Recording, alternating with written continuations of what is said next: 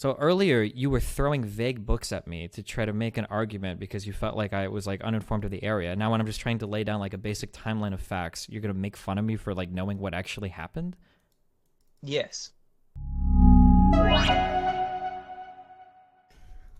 All right. So we've a rare Chapo poster in the wild. How's life, buddy? What's up? I'm alive. That's about all I can say for it. Well, that's good. Or some to some people, that's good. I guess I don't know what your current disposition is on existing, but well, what did you want to chat about, mate? Ah, well, I assumed I'd have more time to prepare, so being very unprepared, something like neoliberalism, I suppose. Sure. Broadly speaking, I guess what about it? Well, specifically, uh, I think neoliberalism sucks. That's kind of obvious. I'm from ChapoTrapHouse, the subreddit, not the podcast. Who even watches the podcast? Mm-hmm. But like, you have seemed very critical of socialism, and I'm just wondering why you think, first of all, I'm just wondering why you think neoliberalism is a better global economic model than socialism. So just if you ever feel like I'm using sneaky debate tactics or anything, feel free to like call me out or whatever. I'm just clarifying things as we go along. So in terms of me being critical of socialism, generally I'm really critical of the idea that like I'm really critical of like a highly theoretical thing being presented as like a solution for current problems is generally my critique. I think if you want to talk about socialism or anything like that, you can do that. That's fine. Um, but yeah, this is generally my problem. So when somebody says like, why do you support something like neoliberalism over socialism, or whatever? Well, typically because I have a little bit of a better understanding of how I guess like global trade and mixed markets. I have a better idea of how these impact like people today versus socialism, which I have no idea how that would look. So that's generally why my framework is usually like revolves around talking about neoliberalism, I guess. Sorry, fuck, it's really hard to talk with, and I hear the echo for me sometimes. It gets really confusing, but yeah. Yeah, told you the echo might be a problem. Yeah, But it's okay. anyway, It's just a little bit it, mimi, but go for it.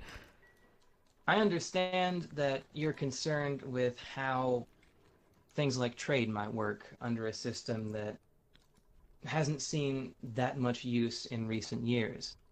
And that's a perfectly valid complaint. But the thing that I think of is mainly so let's say we had um, a new idea, not socialism, just something entirely new, Mm-hmm. never been thought of before somehow. Um, Now, we're not going to know how that idea works until we actually try it. And there's going to be no empirical data on whether something like this new idea could work or not until we actually try it. So I guess you're seeing these ideas as impractical when all ideas are kind of impractical until you see them at work. And I just wanted to also add that you could say, yeah, socialism has been a thing in the past, but I think the world of today is very different than the world of 100 years ago, or even 50 years ago, or maybe even 25 years ago. Things change fast, and I just don't see how you can claim that, it just seems like saying that would exclude potentially any new idea that's going to be hard to test in what you might call the real world. So, I reject this on two different levels. So, I do think it's possible. Shit, hold on. On your phone Discord option, would you happen to have like a something that's, they don't have like push to talk on the phone, do they? Love Where y'all, you like where bud. you push a button, you hold it down in order to phone. I do not see that, no, but Are I you don't using know like anything an about this. iPhone thing or like an Android thing? Android. An Android?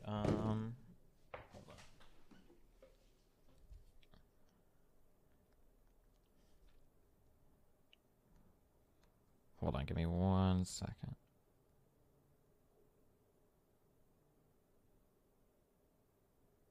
Oh wait, do you have like a you've got like a little mute button on your phone, right? I don't think so.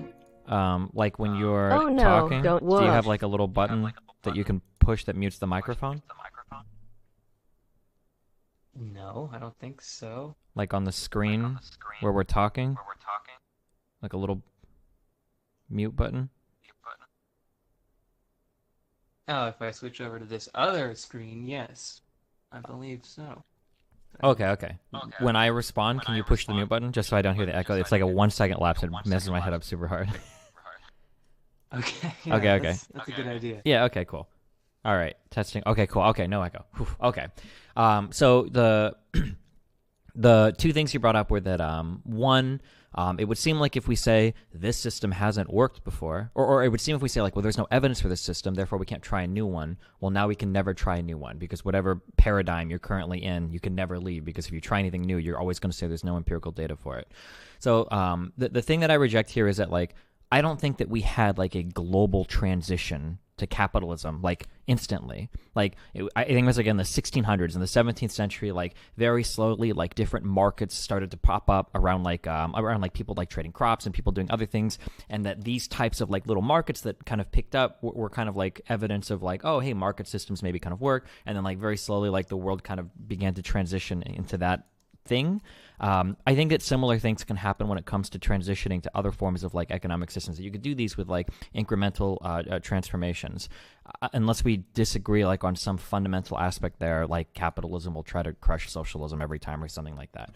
So I disagree that like every system I automatically rule out just because I'm not willing to entertain like a total transformation to another system that's never been like really tested before. I disagree with that is the first thing. And then the second thing is if we were to talk about like transitioning to socialism as a system, like I'm generally cool with having that discussion, but the problem I run into is a lot of socialists don't really have any mechanisms or policy prescriptions to get there. Usually when I ask like, okay, like sometimes I'll get this vague notion of like, well, co-ops could be cool. And I'm all for that. If co-ops work, then that's awesome. Even if we gave like preferential lending to co-ops via like subsidized interest rates at banks just to try to get them off the ground. I was like, I'm cool with stuff like that. But generally, like with people like Ben Burgess or any of these more educated like socialist guys, like the conversation always ends with them saying, well, yeah, if we were going to become socialist, it would all have to happen at the same time. And also it would have to happen all around the world so that other capitalist countries don't crush us. And at that point, we're at such a level of fantastical thinking that it's like this does nothing for anybody right now, and it never will, so why even talk about it? All right, go for it.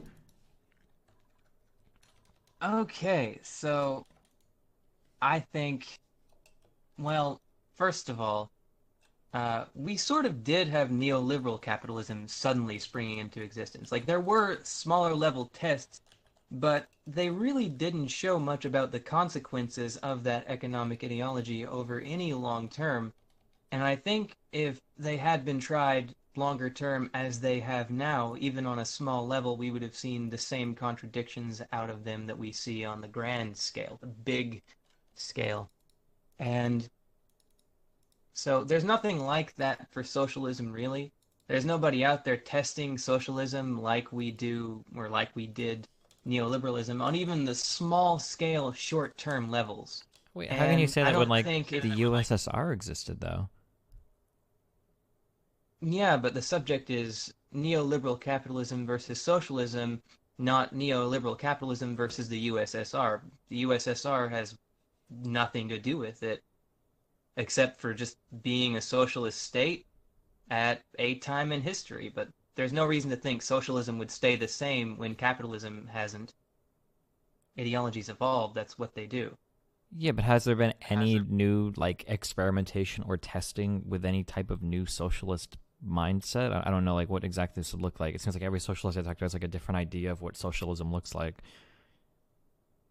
I think that's a good thing in a sense because if there are so many different ideas of what socialism could be floating around out there, that says that we do have some newer options that can at least be tried and tested. Now, personally, it's hard for me to say because I suppose I am not really that much of a theorist in that particular way.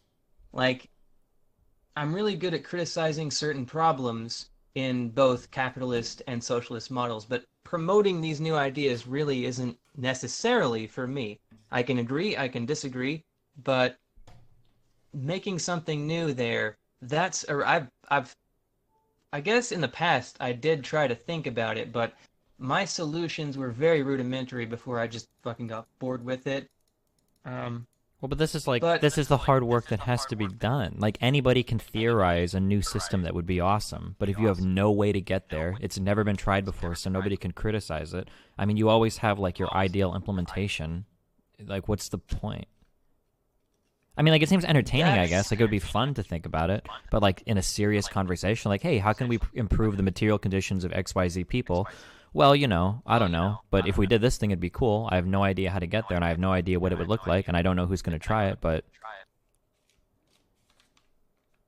I'm thinking a good starting point might be like, well, that's the reason why we criticize neoliberalism so much. It's to find these good starting points of where things could jump off from. For example, even though I don't have the full idea of what I would like socialism to be in this 21st century kind of way, I do have some thoughts, and they are kind of directly inspired by a lot of what I see in neoliberalism. Let me give you an example or two. okay. I've just got this is one that I come back to every now and then, which is democratized workplace.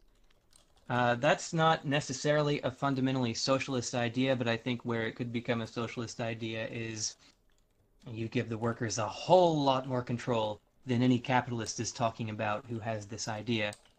And I think the reason why that's a good idea is because I can see the failings of, I guess, not necessarily neoliberal capitalism in this sense, but capitalism as a whole.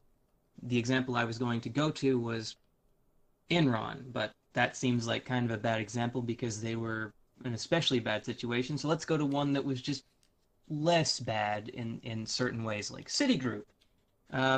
During the Great Recession and stuff, banks and finance companies like them put so much money that they were just outlandishly over leveraged. And they were encouraged to by the government that was at that time, of course, developing their little neoliberal ideas.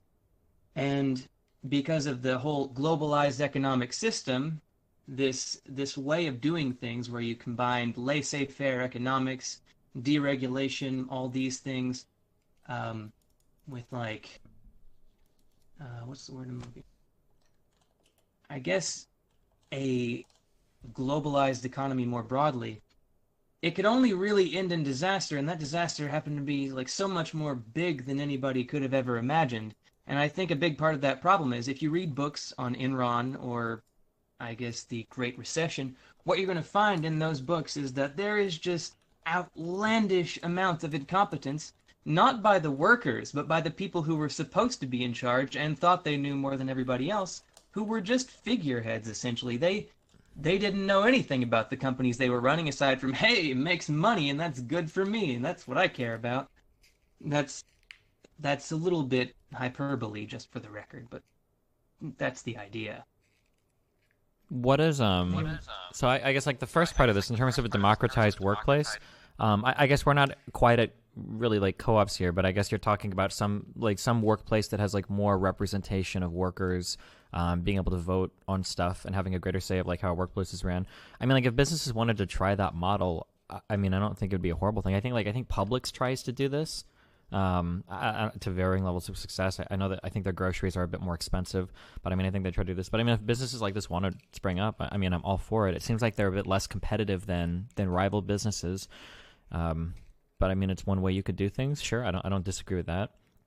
When we keep saying that like the neoliberal disaster or the capitalism disaster is larger than anyone could have imagined, I mean, in what ways are we talking? Like, I guess what pros are we giving to capitalism, and then what cons are we giving to capitalism when we say this?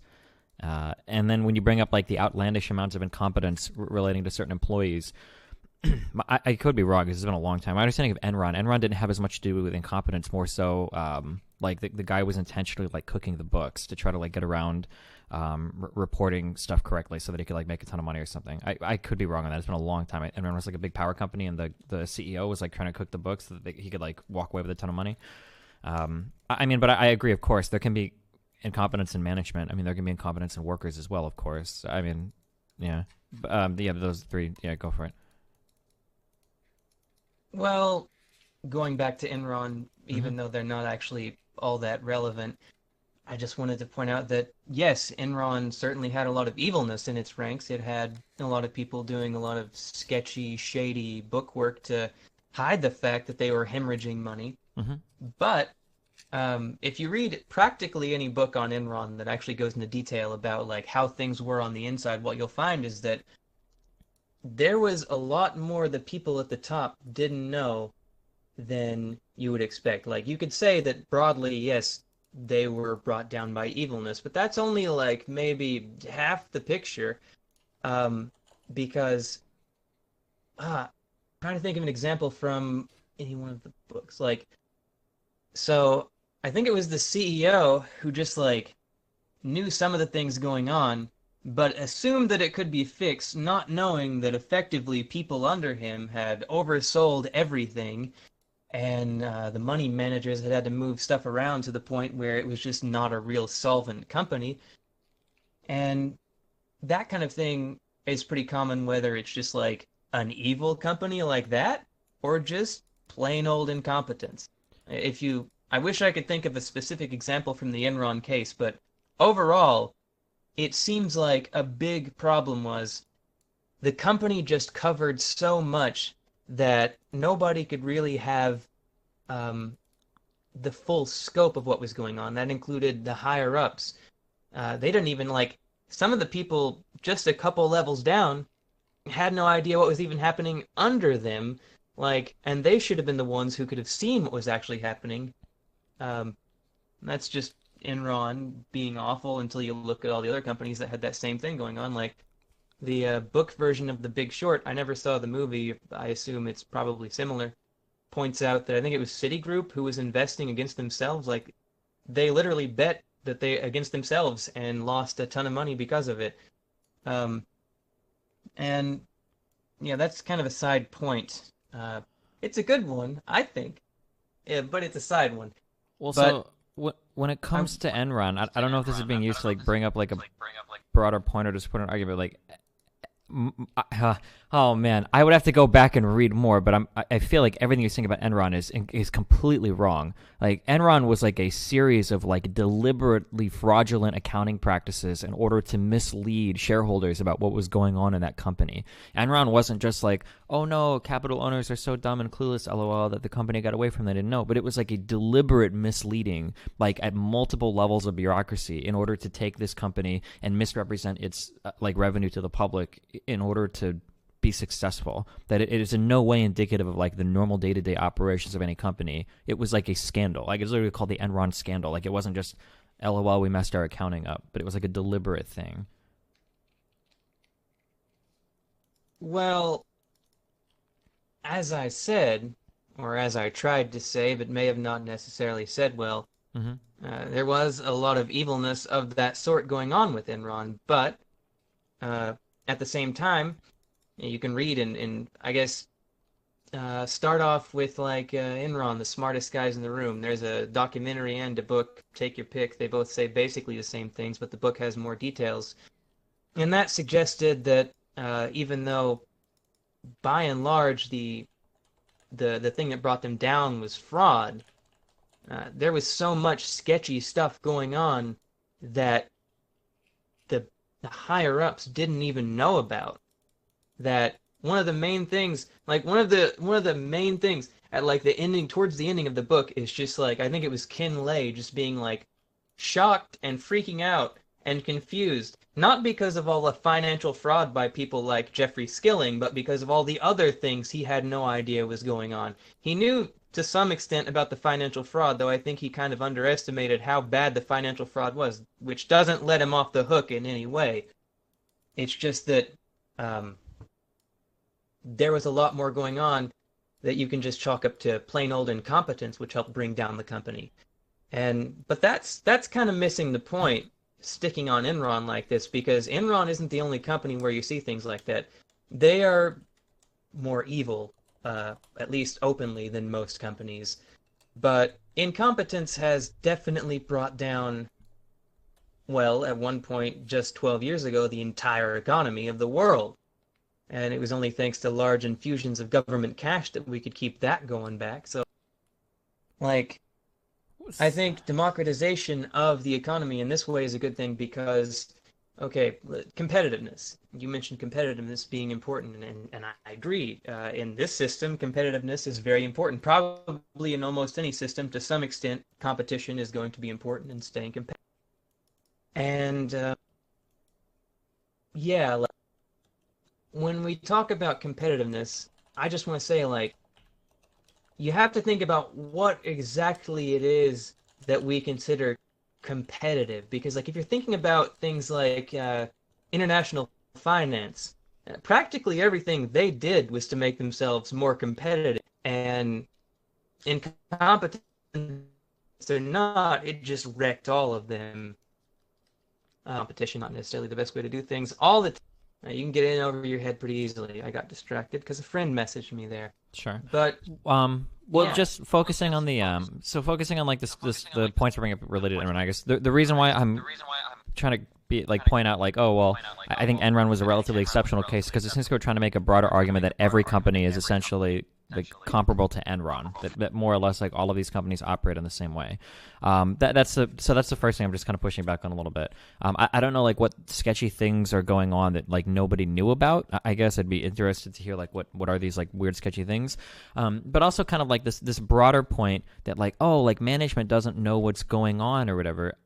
I would also be curious, what specifically we're talking about there too. I'm not trying to like push. I'm not trying to push on like ultra specific, like what exact accounting practice. But I mean, like to some extent, in a large company, I wouldn't expect, like high level management to understand the minutia of everyday business. Like that's just not the job of like a high level manager. You would never expect anybody to know that. That's why you have like layers of, like who reports to who and who's held accountable for what. It is because not every single person in a business can understand the finer points of every single other part of the business. It's just not reasonable, no? well, I think that's part of the problem with these massive companies of these types. You'll see arguments from the Bernie Sanders camp about breaking up the banks. And I think one of the reasons why banks need to be broken up is that, yeah, no one person can manage all of that stuff. But even worse than that, a series of smaller managers clearly couldn't do it at all because 12 years ago the whole thing collapsed. And it looks like, it could collapse again at any moment.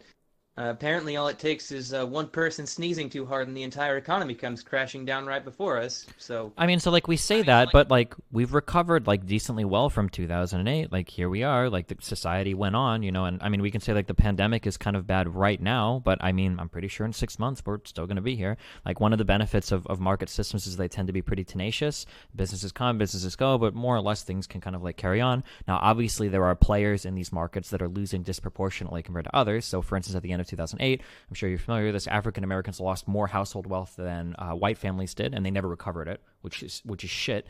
So like there are still problems that need to be addressed. But to say that like, well, one sneeze has collapsed the system, first of all, massively downplays the pandemic that exists right now. Secondly, implies that another type of economic organization could more effectively deal with this, which is suspect at best. And then the idea that we can just like break up banks to make it more manageable, like what is like the end goal for like a size of a company? Should a company be so big that like the CEO can know more or less what every single person involved in the business is doing? Like should these companies only have like 2 or 3 brick and mortar stores and that's as big as a company should be? Because even when Bernie Sanders talks about breaking up the banks, I seriously doubt he's talking about having like 7,000 different banks across the United States. I'm sure he probably just means like breaking up like some of the very, very, very large institutions, but we'd still have only like maybe a couple dozen or whatever, and even that's really ambitious, like serving in place of like the larger the companies that would have existed before. No, man, you said something that I wanted to like comment on. I forgot it. Isn't that the worst feeling ever? yeah. So the first thing was just like the idea that like we're collapsing because of the 2008 crisis or because of the pandemic. I mean, I think we got. Oh, I remembered it. There we go. Okay, I got it. okay. That happens sometimes. Uh, it's just like it's normalcy bias. Like, yeah, we recovered from 2008, and that's just what you'd expect to happen because that's how things have always been. That does not guarantee that we'll just keep surviving things. That does not guarantee that we'll just like capitalism will perfectly recover from coronavirus. Will it? Probably. It seems likely that it will in some senses, but you'd also have to define what recovery means because there are many people for whom no recovery was ever possible after 2008. So many livelihoods were destroyed that you just can't get back. Like, I live in the Bay Area, and in like the South Bay, for example, in San Jose, you have a representative who voted to repeal Glass-Steagall, and that helped lead to the housing crisis in some ways. And tens of thousands of people lost their homes and lost everything in just one specific part of San Jose, a city of a million. And what I would have to question is just like, um, God, I'm just like losing my ability to put things together the proper way No, here. that's right. You said that tens of thousands of people lost their homes. You were talking about a return to normalcy is obviously like an inherent bias in my system, but that doesn't guarantee that it's like good, and it doesn't guarantee that we'll survive in the future. Well, this time it wasn't a matter of forgetting what I said a second earlier. It was trying to think of the proper phrasing, um, which is sometimes much harder than forgetting things. Oh, sure. So I guess I'll just forget about that then and add, well, yeah, return to normalcy. Sometimes that doesn't happen. For the tens of thousands of people who lost their homes here, that doesn't happen. A lot of people here are homeless as a result of that. And the same thing happened all over the country. So you may say that these things, you're not convinced that these things would be any better under another system, but I think the socialist system is more equipped for events like this because under a proper socialist system, you're definitely not getting people kicked out of their homes because of some crazy financial crisis of that sort, because that kind of thing just probably isn't going to happen with all the regulations in place to prevent things like that from happening. You're just not going to have people thrown out of their homes because they can't afford rent. You're just not going to have people going into debt up to their eyeballs for a university degree or for any kind of like, medical bills, which are going to be a huge thing after coronavirus. So like I don't see how you can think that this system would be a better one at dealing with something like coronavirus or the ensuing crash that everybody expects. I mean, geez, man, 10 million people lost their employment, or at least 10 million people applied for unemployment. Not the same statement, I know, but at the same time, that only lasts so long, and then those people are out of money. Well, then they either have to extend it, you know how much Congress cares about we the people, I'm sure they're going to do that, or they're just screwed. And I think when it comes down to it, if that situation gets a lot worse or goes on a lot longer than anybody expected, you're just going to have to see countless tens of millions of people probably just be out of luck. And Well, but like, any who's to say that any? that to happen just quite frankly isn't a good system, no matter how competitive it is. Well, but who's to say that a theoretical socialist system would deal with it any better? You can't. I don't see how it's possible that you could even think a socialist situation or system wouldn't like deal with this situation better in at least some regards, like the housing regard, because you're not going to have landlords over just countless units of like housing that just like say, give me the money or you get out on the street. Well, Don't so would care all anymore. housing Bye, be you know? completely free?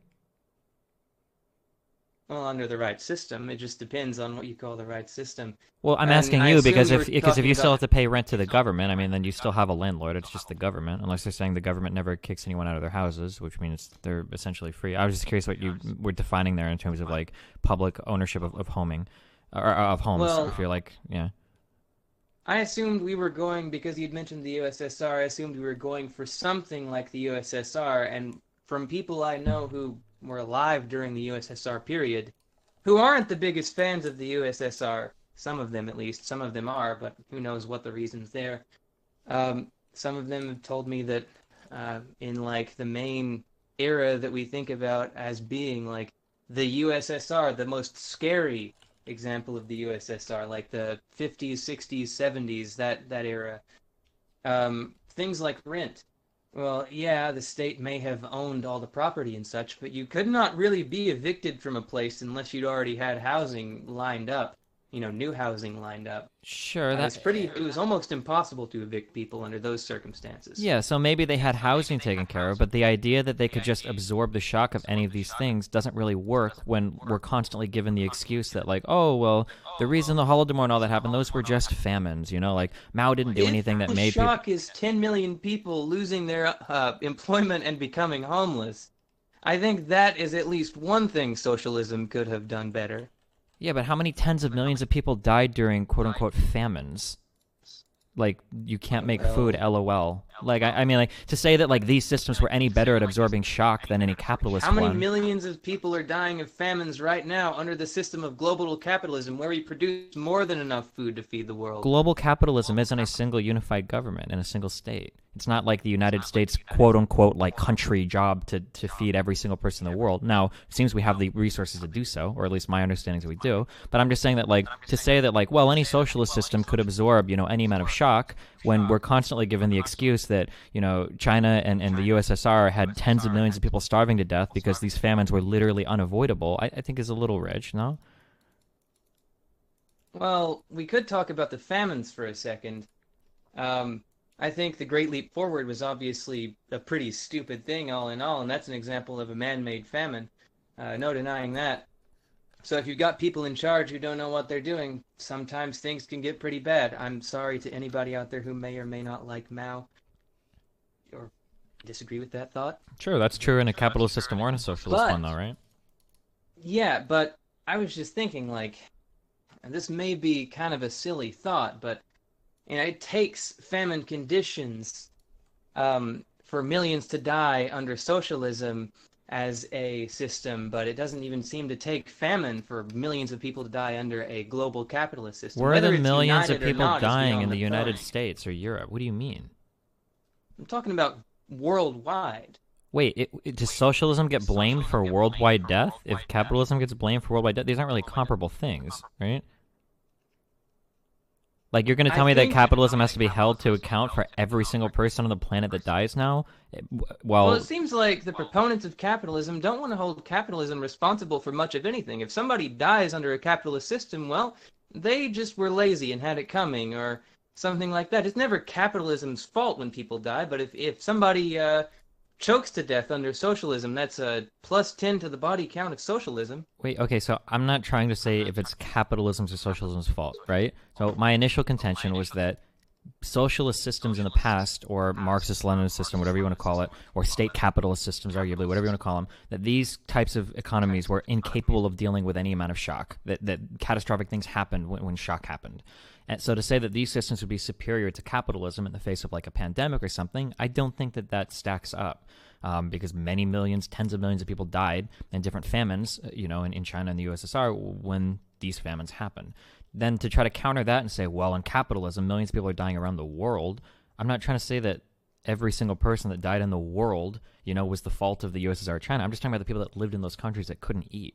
And then, I mean, capitalism isn't perfect. This idea I that, like, think it's a meaningless thing. I think it's a meaningless distinction to make. Like, if you're going to blame socialism for all the deaths that happened during a famine, which, famines can happen anywhere under any system, if you're going to blame socialism for that, surely it matters that millions are also dying under various capitalist systems around the world right now because of hunger. well, I don't think that you're making a distinction without reason there. I'm not blaming socialism. It's entirely possible that in some form of socialist system, maybe these countries could have done well. I'm just saying that, like, generally the arguments that I get into with people that are proponents of socialism is usually I feel like the critiques that they're making don't really bear much on the economic systems, although those have some bearing on the issue, but that it's more related to, like, the people running said systems, or the people in charge of these systems. So, like, I'm not blaming socialism for people dying of famines in the USSR. I'm just saying the idea that just being socialist would fix these problems or even have like a positive impact on these problems doesn't really seem to hold true historically speaking.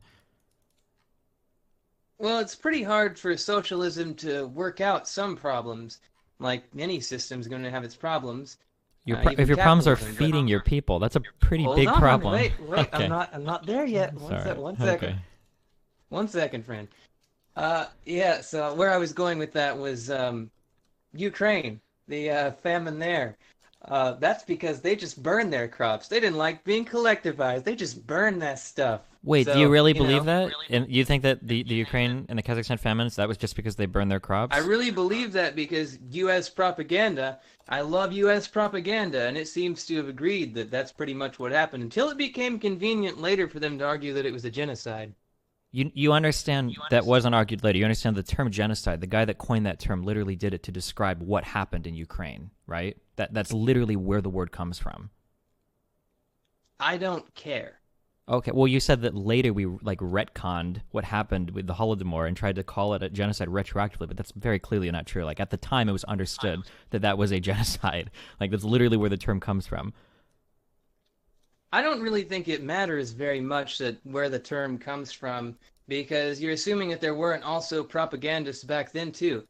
I'm not a hardcore USSR defender, maybe as a joke sometimes. I think they were a pretty messed up place, honestly, but I think that Ukrainian famine's one example where I guess you could probably call it a man-made famine, a genocide, in at least a sense that it was a reaction to the attempted collectivization, which, if you want to call that genocide, then sure, go ahead. It doesn't bother me any, but I also don't think that's much of an argument about anything. So, do you think that like the USSR, like requisitioning crops from Ukraine, positioning soldiers on the borders to shoot people fleeing, do you think all of that was just Western propaganda? All of that was? I don't know. Maybe. Maybe not. Okay. Do you I'm think not the an expert on Holocaust the happened, Ukrainian or? genocide, but I know at least enough about it to know that it's a little bit weird to call things genocide when people are burning their own crops. Well, so Like, I'm whatever not else you want to familiar with say the about it, burning your that own. part I'm is not what fam- caused the deaths. So I'm not familiar with the burning your own crops part. But the reason why people say it was a genocide was because there seemed to be some animosity towards Ukrainian and Kazakhstani people, or Kazakhstan people, and that troops were literally positioned in some of these areas to murder people trying to flee, and that troops were literally sent in to steal crops from these people so that they had no choice but to starve to death. And then if they tried to run, they would be shot and killed. And that this was all done like pretty intentionally and deliberately, to redistribute, food to people in like the larger cities. This is I my don't know whether understanding. that happened or not, but I also don't really think it matters a whole lot to what we were discussing there. Well, it matters quite a bit because you've just done like what's the equivalent to a Nazi saying only 100,000 Jews died in the Holocaust. But I don't really care about the specific numbers, but I think it's like 100,000. I mean, you're kind of doing that right now, right? Like, so you're trying to say that literally the I should Holodomor just happened because they rejected socialism. But I don't think that's why the Holodomor, those planned famines happened. planned famines. What do you mean planned exactly? Are you saying that they deliberately planned? Because They I'd like to deliberately see some of those plans. I assume if you're calling them plans, the plans are out there somewhere. I would also like to see a written order from Hitler himself saying that we need to exterminate all the Jews. You know that order doesn't exist either, right? You're literally giving me neo-Nazi tier arguments. Or maybe you're not familiar I with that, don't. I'm not sure, but I don't see how I can just trust CIA propaganda. Like, well, this isn't just there's the just CIA that like says it. There's like a collective understanding across the entire Western world that the Holodomor was a famine where Soviet troops requisitioned crops from Ukraine and Kazakhstan and Kazakh people and then shot and killed those trying to flee their starving cities and then went in and murdered cannibals and stuff as a result of eating their own corpses as well when they had no other food. Like, this is not very contested stuff across, at least as far as I'm aware of, like any major like Western country. Although I guess you could argue they're all part of like the U.S. hegemony or whatever. They're all like under U.S. influence or something. well, I don't think it's U.S. influence exactly. I think it's more like capitalist influence. They very much didn't want to acknowledge anything good about the USSR, and that's always been a thing. Hey, maybe you're right about Ukraine. I don't know. I don't really care a whole lot. That's a terrible thing to say, but it's not really my problem. Okay. Yeah. I mean, yeah. Okay. I just because I thought it was interesting to kind of run down that direction, but well, I guess like so backing up a lot, it's kind of important because the reason why we got here was because you claimed that a socialist system could easily handle these shocks, which I think is a pretty extreme claim to make. And then we got stuck on these issues about the USSR and Mao, which I don't think is very relevant because, I mean, even if you're going to argue, like, okay, let's say I completely accept your premise that it was genocide in Ukraine. I'll accept that right now. Okay, it was genocide. They did it. It was intentional. It was awful and should be condemned fully. And I'm going to go ahead and condemn that for the rest of all time now. You've brought me to the light on that. Okay. But I think you'll find examples of people doing stuff like that all across history in every system. And that's not an example of a system failing. That's an example of people failing. In this case, uh, Stalin failing or Mao failing, and their failings reverberating. That's not the system itself causing that failure. Yeah, I don't necessarily disagree with that, but that's my argument, kind of, right? So the only reason we're talking about the USSR, because I know earlier you said you didn't want to cite the USSR as an example, because for good reasons. There's a lot of socialists that are like, okay, well, the USSR was fucked up. Okay, we disavow that. But then you brought up the USSR in regards like, well, at least they had houses. It's like, okay, well, if the USSR is on the table to give the pros for, I mean, obviously I'm going to give the cons for it as well, right? Now, obviously, any individual actor can ruin, or not an individual actor, but a collection of actors can ruin certain systems, of course. But then in that case, then the difference between socialism and capitalism seems kind of moot there, right? If any individual actor or any collection of actors can destroy the whole system, it doesn't seem like the system itself is what is resistant to shocks, but rather like the larger state or the culture or the country or the democratic body or the constitution. You'd have to like appeal to some other type of institution that protects it rather than the economy, right? Man, that was a lot to take in there. Well, basically, I'm saying that like whether or not an economy fails or succeeds isn't really on just if it's capitalism or socialism. That like capitalism can work in a way that's beneficial and successful to most people, and it can work in ways that is highly detrimental and horrible to most people. And then socialism is the same. It's arguable, but I feel. That's a good argument to make, and I was going to say something similar at some point, but I guess I forgot to mention that way early. Yeah, I would agree with that to an extent. Sure. So if it seems like we can like patch the current system to like bring more people under like a positive economic fold, like in terms of like class or material status or whatever we would have to do in terms of social democracy, it seems like that would be a more realistic direction to head than to say, well, we need to shake up and change literally the entire system without having any idea how catastrophic the fallout could be from that. Well, there's a problem with that, and I believe the problem is that we can reform the capitalist system to be fairer, which is beyond dispute. We have had periods of time in our history where it has been reformed to be fairer, but there's always a problem that finds its way into these capitalist systems, which is the influence of wealth. And I think that should be beyond dispute. Like, for example, you had the New Deal, which evened things out quite a lot. And then you had the Great Society, but you also had rich people just pumping endless amounts of money into these organizations that could get them more and more influence and reverse all of those things. And then over the Nixon to Reagan era, you saw exactly that. All of these gains being reversed. And so if this is only something you can do for periods of maybe 40 years at a time, like a lot of the problems we're having today are just because like what we're seeing now is people don't feel like they have the same things they had in the past when it comes to economics. Like my dad out of high school got a good factory job and bought his first house when he was like 20 years old. And that's just impossible today for most people. And yeah, like I don't think that the reforms of capitalism can be that well maintained in favor of the people. Sure, but like, so when we say like in capitalism, there's always this problem of wealth that sneaks in. I mean, it seems to be kind of similar in socialism that this problem of authoritarianism tends to sneak in as well, right? Not to say that it's intrinsic to the system, but I mean that seems to be where most of them head. I mean, like, obviously we do what we can to fix these problems, but just switching to another system doesn't guarantee that you're not going to run into another one of these, like, destructive problems that ruins your entire country or system of economics.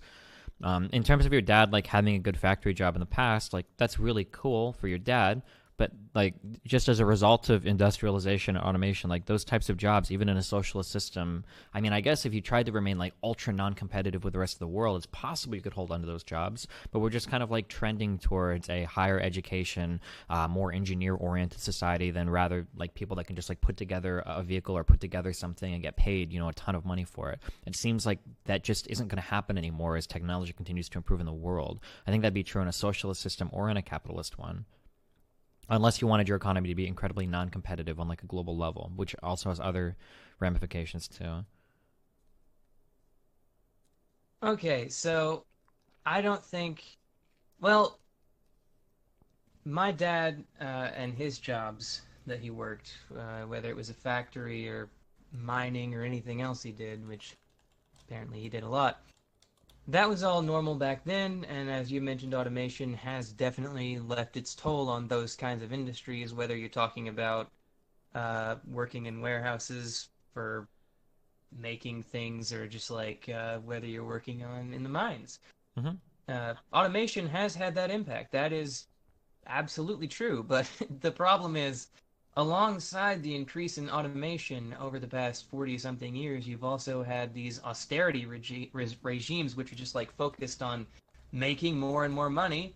And you end up with just like no social safety net whatsoever. You end up just like cutting everything to the bone, including pandemic preparedness, which kind of sucks. But like, I just don't see how any capitalist system could reform itself durably enough that we could overcome these issues for any significant amount of time. Like the boomers, they got lucky. They got in at exactly the right time, and then they just voted us all straight to hell. So I don't think it's possible to maintain that for a long time. But I think when it comes to more socialist economies, some of them have definitely managed to keep things more even, and you might say, well, more even is poorer. And that's definitely true in some places, especially the more embargoed ones. But the USSR had a sizable middle class for a long time, and they really didn't end up with like a whole lot of influence from capital. They had their own problems with authoritarianism, but that's I suppose, just maybe a inbuilt problem of every system because every system has its fair amount of authoritarianism. Sure. I mean, like the USSR had a lower standard of living across the entire country. Like their medical system was a two-tier disaster where as long as you were like a political elite, maybe you had access to good things. But like there are stories where like there's literally like a single MRI machine available and like all of, like a huge city. Like the idea that like, the idea that like the average like Soviet citizen was living this high middle class life, I don't think is very accurate. Like they were committing atrocities on like an environmental level. Like draining of the Aral Sea, the hunting of like different species of whales into extinction, the denying of like contemporary science, like genetics isn't real. Like I mean, like there might be some things that the USSR did like moderately well, but I don't think it's a good. And I don't mean to keep bringing it up as an example, but like if you're going to retreat to the USSR as an example in the affirmative, then I'm going to point out the millions of things that were horribly broken and wrong with that system. Authoritarianism aside. So when we talk about like, well, we had the New Deal and then it started to get rolled back, I mean, yeah, you're always kind of in this struggle in government to do anything. The idea that you can just establish some permanent, I don't want to say utopian, but some permanent government that's always caring for the interests of every person and, blah, blah, blah. I don't know if it's realistic to do that. It feels like there's always going to be like a push and pull. If we had the New Deal one time, who's to say that we couldn't do, a similar type of thing sometime again in the future? I mean, obviously, I agree. Austerity is stupid as fuck, and we definitely shouldn't be engaging, in like cutting social safety nets in the United States, especially when we have so few already compared to other countries. So, I mean, I agree that we should be trying to work on these issues actively, but I don't think our mark for success is if we can permanently solve any of these issues. I don't think any country, like, permanently solved, wealth inequality or permanently solved poverty or anything. Like, I don't think that's a very realistic bar to set. Well, I think historical context is 1 important. year. And anytime you Well, look at the you're rough. USSR, you're having to look at the historical context of it just originally, when the revolution happened, being this really backward society. And I think it's pretty amazing that somebody as evil as Stalin, which between the genocide and stuff. Pretty evil guy that he could manage to take a backwards country to industrialization in 20 years. I saw a meme earlier today because, memes are always a good source of factual information, according to my mom. I saw a meme today suggesting that 5 years after the creation of the Soviet space program, they had a person in space. True, false, who knows, who cares? Memes, they're important. And then another thing I want to look at, just really quickly here, I'm trying to go through a few bullet points I made to keep track of what you were saying. Capitalism is destroying the world. It's beyond dispute at this point that capitalism as a system is destroying the planet, and it's doing so because it always needs more. The main thing about capitalism is you can never settle for so much growth. You can never settle for a society where people have a certain amount of things. There's always the quest for more things. And that's having seriously bad effects on the whole planet, like from the air we breathe to the water we drink. Hell, if you come from a place like I do, people there can't even drink the water because it's been orange for 20 years. And yeah, the USSR did that bad too. And I'm not defending the USSR in that context. They were obviously pretty awful too in many, many ways. And you talked about like social safety nets, thinking it was a bad idea to cut them, which after I mentioned that austerity regimes do that, capital is what cuts social safety nets. Like not capital, the concept, but the people who run things, the rich, the bourgeoisie, as they would have called them in the USSR, most likely. They are the ones who are cutting social safety nets. Those are the people that you're empowering with capitalism, and that's why I think it's a problem that capitalism is a system that empowers them. You can't have those reforms over the long term because people with money will put that money into cutting everything that helps the poor because they don't care about the poor and the middle class. They'll give it to anybody they can. I mean, I don't think that the rich people are trying to get rid of social safety nets. Like, I mean, the entire existence of the Republican Party, like how many poor people are in favor of voting against things like Medicare for all and whatnot. I don't think it's just, I don't think a rich person cares much about like, I don't know, about like expanding Section 8 housing or something like that. I'm not sure if that's something that rich people are like ultra concerned about. In terms of capitalism is destroying the world because it always needs more. I mean, I definitely agree that like industrialization is destroying the world right now. Of course, like pollution and everything is horrible. But I mean, again, I have a hard time believing that in some socialist society, that people would be like, okay, I think we're at a good level of technology. Let's just stop growing right now and let's just be done with this right here. And now we've like fixed things. Like it feels like this problem would happen in any other country with access to technology and a growing population as well. That in order to stop these types of environmentally destructive things, you need some central body to be like, hey, stop that. That'd be true in a socialist system or a capitalist system, I think. Okay, so there's a book I can't remember the title of right now, but I'll message you with that later once I figure it out. But there's a book chronicling how the wealthy used religion in combination with laissez-faire capitalism to effectively destroy social safety nets. They started in the late 30s as a response to the New Deal. They started actually they started sending out lots of things about laissez-faire economics and how it was related to religion, Christianity more specifically. They started sending these out to preachers all over the country and pastors all over the country, and then hosting all these events involving these people that they had successfully propagandized. And that's just one way they used their power, their massive financial power, to go at social safety nets. They used religion to spread it. So if they have that much power, it's going to be pretty hard to combat them. And for just to clarify there, it wasn't the most successful at first, and it actually took a pretty long time until they got what they wanted from that plan. But I think they definitely would have said that they did eventually get it, because the Republican Party at this point, even under Trump and his weird protectionist stuff, they're still completely beholden to the religious right. Like, it's a different kind of religious right, but very much still beholden to it. So I guess I would have to be more familiar. So the only thing I've ever read on this, there's a book called Behind the Backlash, White Working Class Politics in Baltimore, that goes over like a lot of what happened in Baltimore and the transformation of that city from the 1940s to the 1980s. Religion was quote unquote against social safety nets, but that's like a really one-dimensional understanding of why it was against said social safety nets. Like there were a lot of different factors that came into why local people in certain regions opposed said social safety nets. So like historically in the United States, we've been like really big on localized government and not like a massive like federal government, right? So a lot of people in local areas that belong to different parishes, that belong to different unions, that belong to these very localized political scenes, like they were less interested in getting help from the federal government to take care of their community. Instead, they just wanted the tools they needed in order to make their little community survive. That was like a general view of how government ought to work back then. That people were more interested in their unions being powerful and more interested in their like local communities being empowered than getting handouts from the federal government. That's how they would have viewed it. So to just say that like, oh well, the church was used by the wealthy to destroy social safety nets, I feel like I don't know like what you're referencing. Maybe it plays out a little bit differently in other cities, or maybe there's another way to look at it. But like my understanding is that was a little bit more complicated.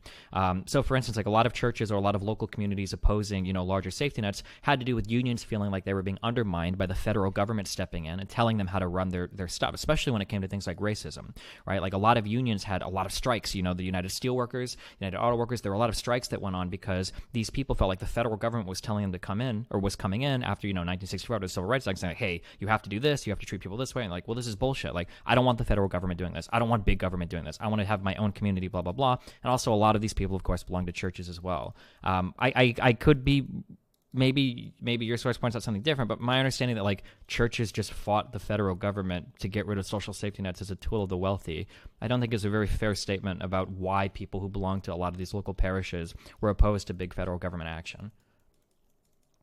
My argument is not that the churches were the only tool used or that they were the main tool used. It's just that it shows the cynicism of the people in charge that they would do something on such a grandiose scale as using religion like some warlord might do. Except this time they're applying it to an entire country and not a smaller geographic region. But that doesn't. When it comes to That's not really how religion works, though. Like, what do you mean use religion on a grandiose scale? Like, religions are like very localized types of things. In some senses they are, in some senses they're not. The way religion is expressed is often by bigger bodies that control things, at least to some extent, like Catholicism. Catholicism runs things pretty heavy-handed, it seems like. The Southern Baptist Convention, they put out the rules and norms, and they can kick churches out if churches don't do exactly what they say. Sure, but even like your local parishes are going to interpret these things, relatively differently. So I grew up in Omaha, Nebraska, and I grew up Catholic. We had St. Pius was a Catholic church we had, and St. Leo was a Catholic church we had. At St. Leo, like they were very traditional. Both Catholic churches. St. Lee was very traditional. If you went to church, like man, you better not be gay because holy shit, God hates you. And in St. Pius, we were all like literally like, listen, man, hate the sin but love the sinner. Gay people, you're totally welcome here. Just trying to fuck each other in the ass. Like there was a dramatically different like view that both of these very Catholic churches, even in the same city, even in the same parish, that both of these different churches had like a different view on how to interpret things. Not to say that there isn't some top-down organization from religion. Sure, of course there must be.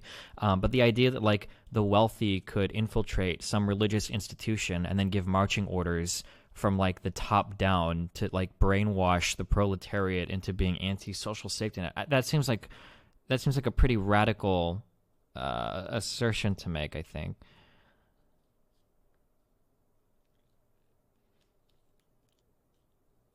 Oh wait, hello? If you're talking, I can't hear right now.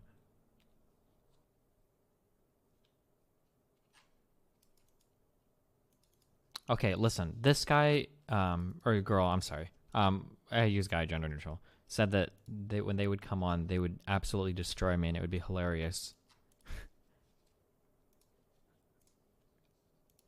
Wait, hello. If you're talking, Okay, God, this is very difficult. Yeah, no problem. You're fine. Yeah, my internet really sucks here. But I don't know how much of that last rant you got to hear. My friends started messaging me very quick and saved the day on that one.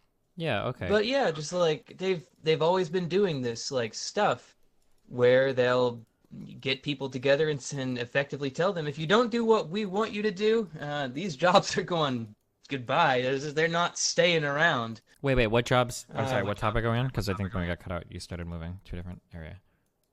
Yeah, so just to little overview. I was going into how in certain places, local politics has always had its share of wealthy people. I think I said, and they say like, well, if you have you can't have these jobs if you have these social safety nets, like basically. They don't say that out loud usually. They're not brazen enough to do it like that, but people know very well what's at stake.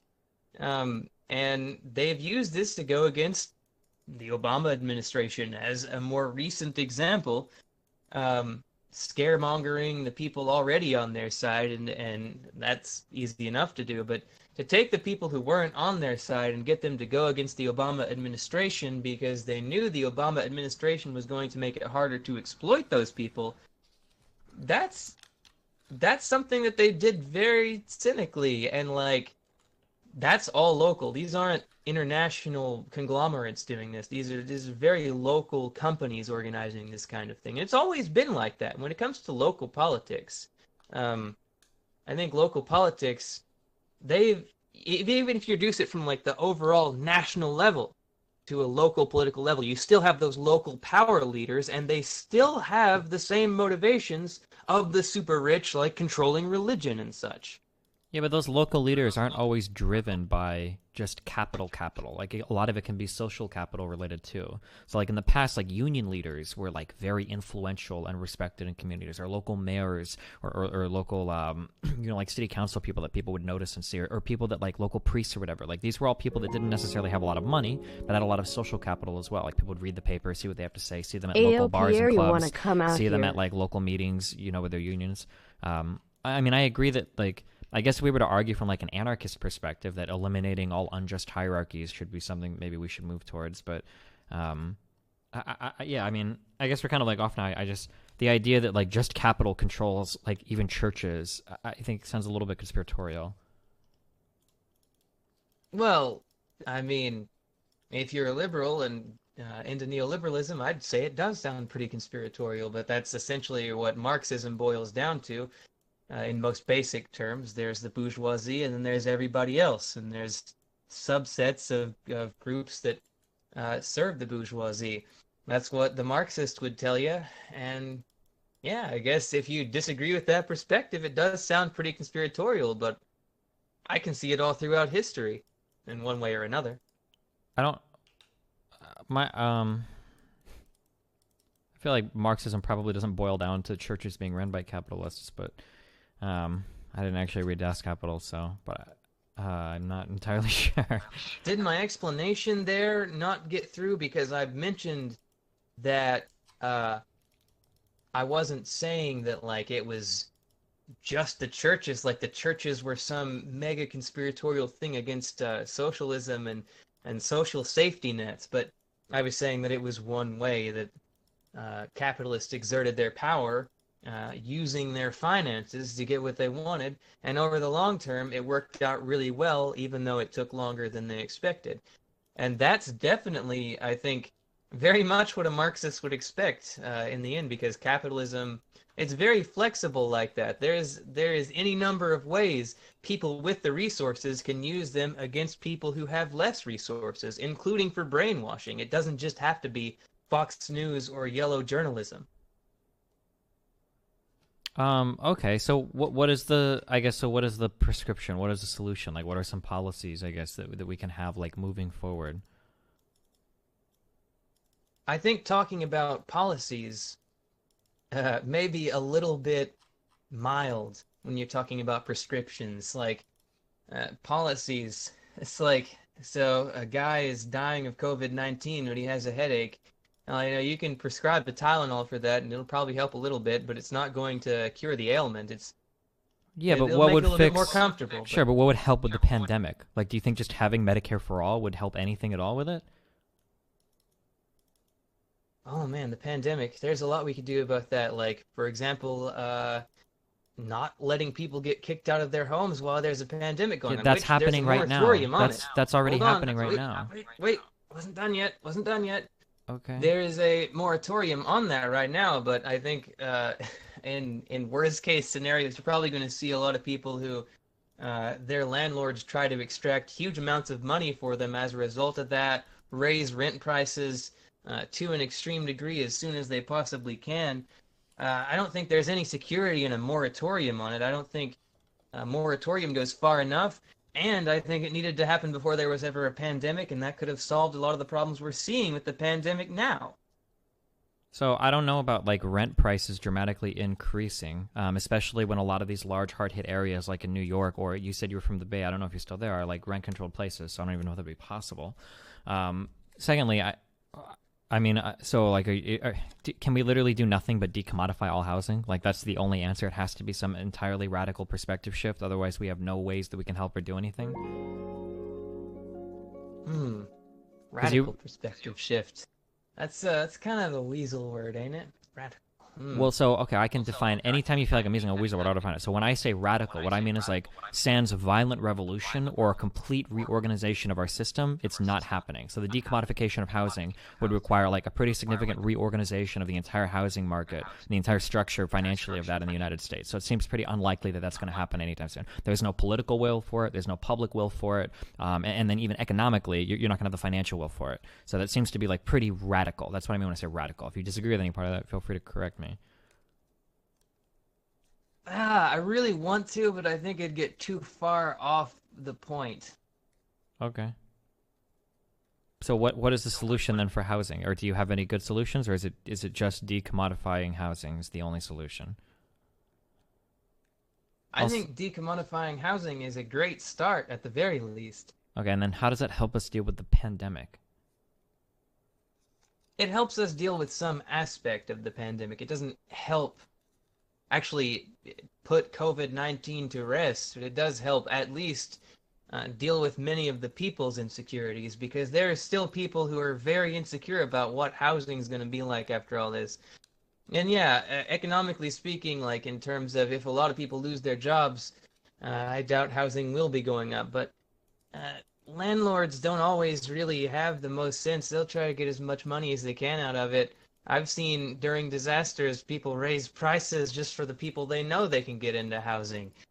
It's happened where I come from, really. Like you know that landlords don't really want to evict tenants, right? Like that's the opposite of what a landlord's goal is. Right? Why would you evict a ton of tenants after a national crisis if you know you can't fill the units? Like you would be losing money. Unless you think they just do it for the lulz. I don't think that kind of logic has ever really like mattered a whole lot to landlords, because landlords suck. That a landlord is somebody that is investing capital to make. They will make money off of it. If they can make it, they will. Yeah, if your unit is empty, you're losing money, not making money, right? Like you have to keep somebody in the unit. Okay, it's not actually that simple, believe it or not, because, for example, San Francisco. This came up recently in a series of articles. A lot of storefronts in San Francisco stay empty because they can actually make more money keeping them empty than charging less lower rates than the units are actually worth, at least according to surrounding prices. There are articles on this that came out very recently that you can look up yourself.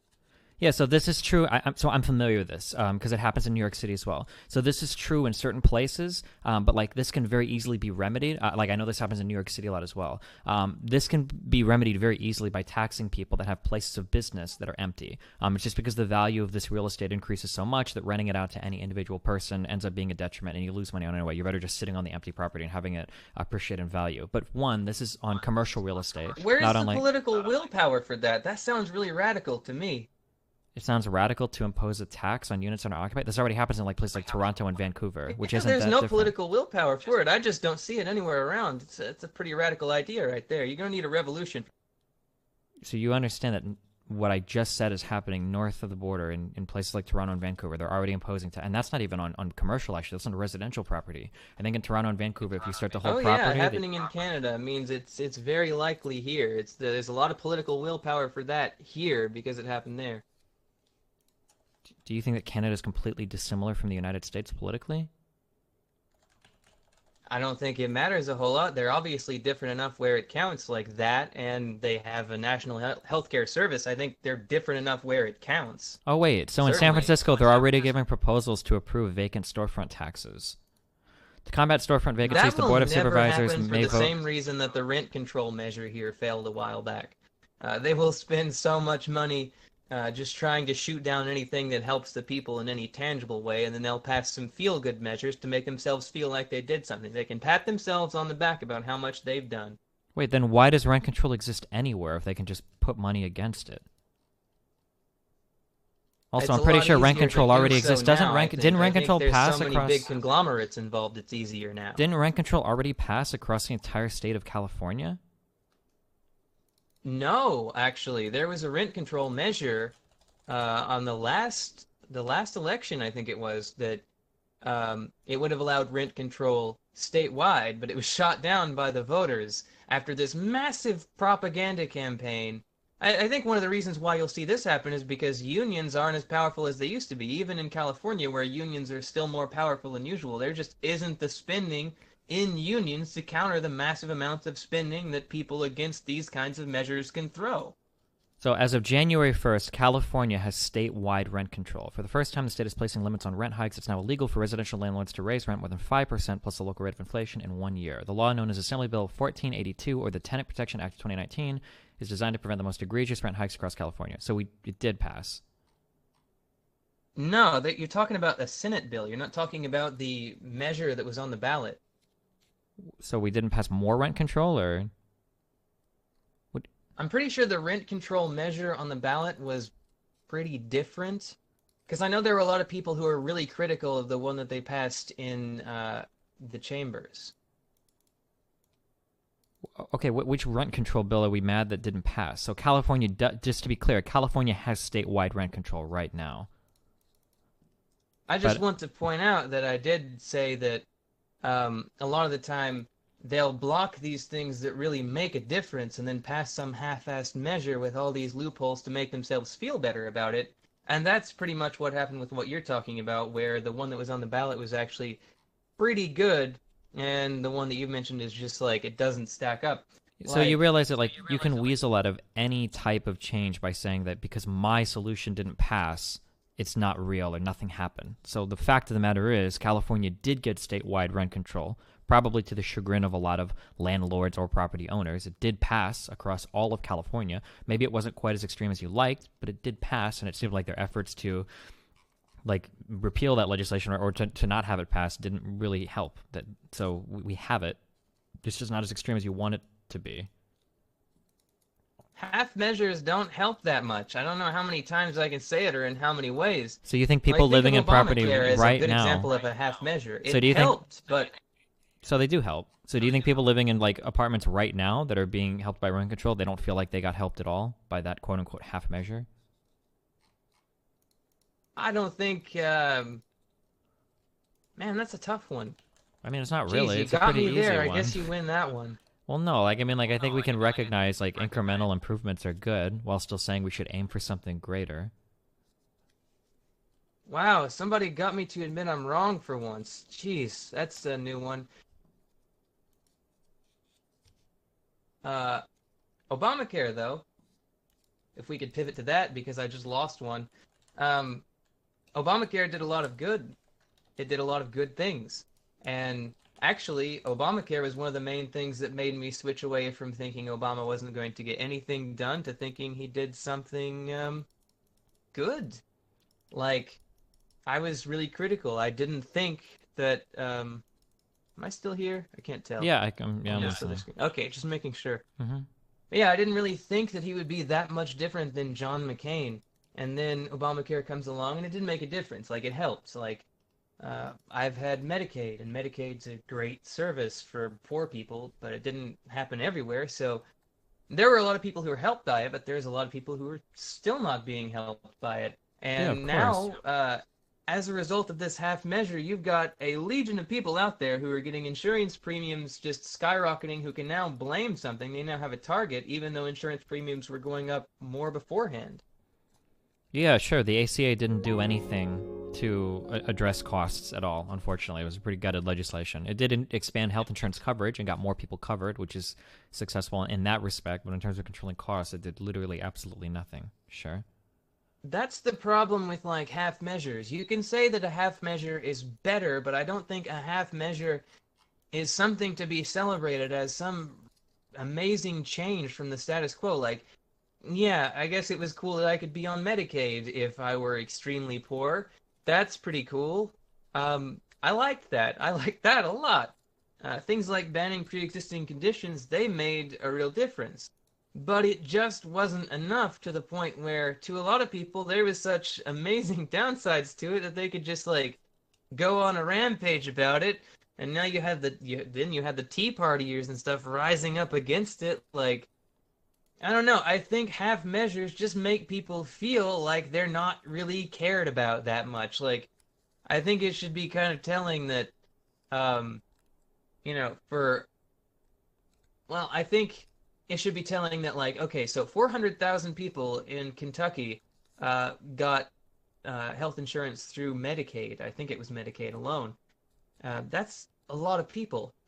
But and they even knew it was Obamacare. Like when polled, they knew it was Obamacare that gave them that.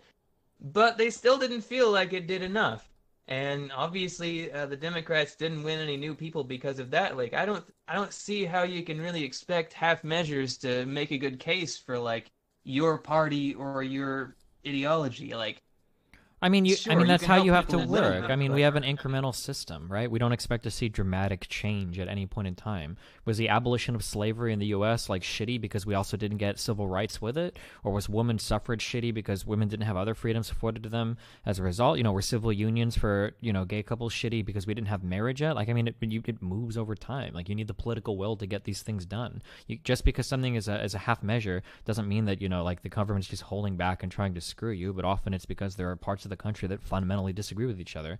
Regardless of Trump winning or losing the election because of the Electoral College or not, like there's still like a significant portion of Americans that support him. Roughly half the country is okay with Trump. So I mean, like these are things that you have to keep in mind and fight through. Sounds like a violent revolution where you just kill everybody that disagrees with you. If you're trying to get like big measures passed, right? um, okay, so just a little bit of a side note. Not as much of one as you might be thinking hearing that. I'm very gay, and watching the arguments unfold about gay rights from like the late 90s on, that was a crazy time. And I had obviously a very intimate connection to all of that. And so my home state and the state I'm in now both banned gay marriage at various points. Okay. And a lot of those people supported civil unions, but by the time they supported civil unions, they'd often already banned gay marriage. And I just felt like it was so insulting that they thought they could offer us a half measure, like, you can't have what we have in name. But here you go, just take this other thing. It's perfectly the same, it's just not named the same. It doesn't mean as much. You weren't told you needed this your whole life. And that's obviously a lot harder to apply to something like healthcare, but it just goes to show like that. I really think you need to rethink that example in particular because civil unions were not a good like stopgap measure by any means. Well, it was Um, better than not having civil unions, but obviously being in a civil union doesn't afford you the like 10,000 plus different benefits that being married affords you, right? Which gay people in the United States now it was have. better to some people, but like for kids like me who had to watch Have that you met stuff Michael unfold, yet? it Also wasn't any thoughts on better. Kate It Lell. wasn't any better at all, man. So civil unions didn't represent any good movement in a particular direction. It was the exact same as not having them. I personally would have rather had nothing than just getting civil unions and having to settle for that like they wanted us to. We didn't But you didn't fight for settle. that long just for civil unions. That was their idea, not Civil ours. unions isn't what we wound up with. We didn't just fight just for civil unions. We fought for gay marriage, and that's where we're at now in the United States, right? Civil unions was a stepping stone on the way there. And I think if you had seen civil unions become like the standard across the country, you would have had a lot harder time getting the Supreme Court to agree with the idea of gay marriage. I think you would have had a lot harder of a time getting normal people to agree with gay marriage because it would then be like, well, they have all the same rights already. Why do they need the name marriage? But Well, but that's what it happened. Civil mattered. It unions really did. were legalized in the majority of states, and then the Supreme Court finally gave the go ahead and said, "Well, gay marriage is the thing," and then boom, like That is definitely not how it happened, actually. Gay marriage was legalized in about over half the states, I think, by the courts. But if you'd had civil unions, you wouldn't have had enough support for that to actually make it that far. I mean, I How think could you? civil How could we unions even there. know that? That's an impossible, unknowable counterfactual. So you're saying that if civil unions had been in more states, we wouldn't have gay marriage? That sounds like such a bizarre claim to make that you can't possibly know if that's true or not. I think it would have placated a lot of people. That's what You I just think said that anyway, you because hated I civil heard people unions. thinking they were so great just for supporting civil unions. I still know people who support civil unions and think there should be nothing else to this day. You think that most people today, most gay people today, would rather go back to civil unions? I don't understand. Like, I think that if civil unions existed all across the U.S., I could just as easily say that with that normalization happening No, of I gay think that relationships, gay we would just marriage get should gay have marriage right always after. been the push and the standard and the norm. I think civil union should have never even been a conversation that happened. Do you think that if we were to look historically around the world, do you think most countries that have gay marriage now probably had civil unions before gay marriage? Like, you're asking for like really radical jumps in everything that you're talking about, which isn't how any of these like political systems work. Stephen? A lot of the time, it doesn't matter whether the jumps are really that radical or not. They'll just find any excuse to do away with them. Like, INDA, they modified INDA so that they wouldn't have to worry about trans people being in INDA all those years ago, and that still didn't pass. I mean, they threw us under the bus, and it still didn't pass. Like, good job, fellas. Why didn't the abolition of slavery placate people so much that we wouldn't need the Civil Rights Act? Like, why wouldn't the introduction of a 40-hour work week... That's a much bigger thing to think about. Why wouldn't the introduction of, like, a 40-hour work week or time off or whatever placate people so we wouldn't need the New Deal? Or why... Like, there's, like, a million different things. Like, everything in the U.S. system tends to happen in a pretty incremental fashion. That's just the style of government we have. And that's probably going to be true of almost every Western government in the world, right? Short of, like, massive violent revolution, things happen in a pretty incremental time scale, no? I think it's pretty reasonable. Do you think the goal should simply be to placate people? Don't ask, or just don't tell. to, like, actually make it so that people have really good lives? Well, the goal isn't to placate people. The goal is you have some end policy in mind, but you do stepping stones on the way there, right? I don't think that Obamacare really got us any closer to something like Medicare for all, for example. I think it's probably gotten us a little bit closer to a public option. So, and a public but I don't option is really closer know to how you Medicare ever for end all, up at right? Medicare for all from that. What? A public option is a lot closer to Medicare for all than what we had prior to Obamacare, no? And? So if Obamacare, if the ACA got us closer to a public option, and a public option is way closer to Medicare for all than what we had prior to this, then that would mean that, deductively speaking, the ACA got us closer to Medicare for all, no? Not really, because Medicare for all is like the point at which you don't have these predatory insurance companies, and how can you say that a public option gets us closer to that when it's on a completely different axis? So the axis I'm looking at right now that I think most American people look at is on the very left we have, or I guess on the very right, we have zero government intervention into healthcare markets. And then on the very left, we have government runs all healthcare. So in terms of where a public option would be, where the government has an insurance thing that you can either buy into or you're automatically enrolled in based on your income, that puts you way farther to the left than having not that, which by definition gets you closer to Medicare for all, unless you like have some three-dimensional or two-dimensional axis that you're using to put the public option on. The way things work in America at this point, I really don't think that we could see Medicare for all anytime soon, short of going on this great leap forward, you might just say. If a public option works out super well, why couldn't a public option take us to Medicare for all? Because they're very different things. A public option is something that people buy into to get insurance that's government insurance, but when it comes to something like Medicare for all, what you're asking for is very different, because you're talking about banning private insurers, you're talking about limiting the ability of companies to charge outlandish amounts of money for all of these medicines. Like, they're very different things. Yeah, of course, but it's more different than what we have right now. More different equals more better.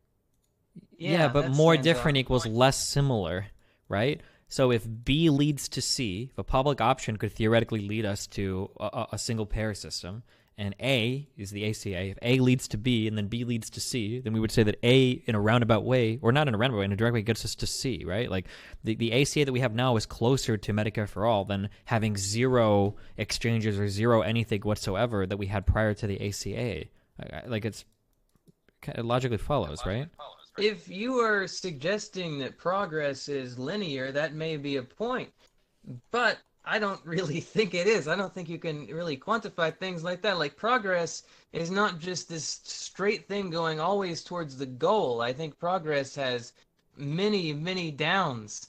And in some cases, you're going to have really, really deep downs.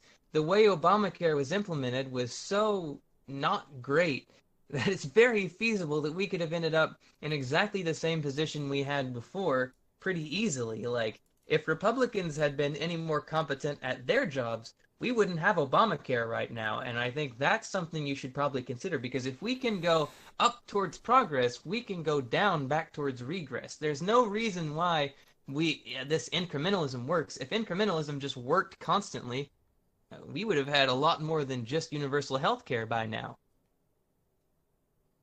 Yeah, it's possible. Yeah, sure. You just have to fight for the political will for it. But this has nothing to do with the statement that starting with a public option can't get us to some sort of like universal health coverage. Like, this is how South Korea did it. They started in the 70s by mandating certain businesses, cover employees, and they expanded that to more and more and more businesses. And then I think in the early 90s, South Korea got to the point where they have universal health coverage. Like, I mean, they followed that path. I don't know how every other country followed their path to get there, but I mean, I'm pretty sure that getting to a public option would be a pretty big step in proving to Americans, hey, look, government intervention into healthcare can be a positive and beneficial thing, no? America is, I think, fundamentally a very right-wing country. And what that means, I think it's counterintuitive what you can draw from that.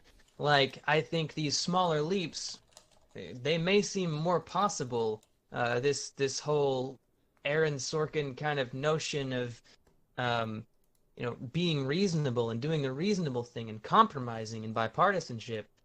But I think at the same time, you could say that by proposing big, bold policy goals and being uncompromising on those goals, you could actually inspire people in a way that you would get exactly what you wanted from them. Like, I think whether people knew it or not, in the end, the idea of repealing Obamacare was just too much. Like, I think even Republican politicians knew that in the end, that was just too much. And they couldn't find any compromise that worked. Like, I don't see how, like, oh man, it's a lot. Yeah, I mean, if you're going to say America is a right-wing country, then we should never have any of these things anyway.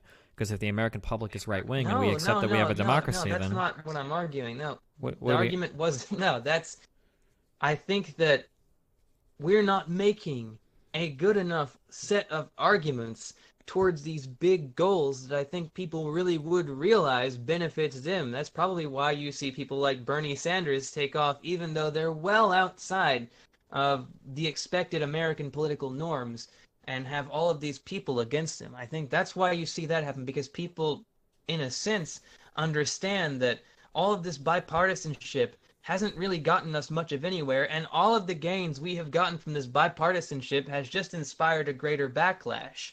If they could almost repeal Obamacare, I don't see, like, how you could argue that, like, it wouldn't be just as prudent, let's say, to go for something even bigger than that may be harder to repeal in the end. Well, because at least like Obamacare was written into law. Bernie's campaign couldn't even make it out of the Democratic primaries. Like, Bernie never moved the needle more than 30% of even Democratic constituents, let alone, like, the broader electorate. So, I mean, like, the idea that, like, well, this incremental approach didn't work, even though to some extent it has helped, so we need to go more radical, even though America is self-admittedly, like, a right-wing country brainwashed by corporations or Republicans. Are you really going to pretend that Bernie didn't have pretty much the entire media establishment opposed to him, plus the other candidates? Are you going to argue, is that really a hill you want to die on? Because that doesn't seem like great. Even my dad thinks that Bernie got the shaft, and he's a big Biden supporter. Do you know who else had the entire media establishment against them, but still managed to win an election? It's Donald Trump. So, I mean, no, I'm not going to buy that it was just because the media was against Bernie. That's the only reason that he didn't win. I totally reject that argument. It's crazy. Donald Especially Trump when in had the a next different breath, thing to especially appeal in the to next than breath, Bernie did. no, they have very similar appeals, especially when in the next breath we make No, arguments.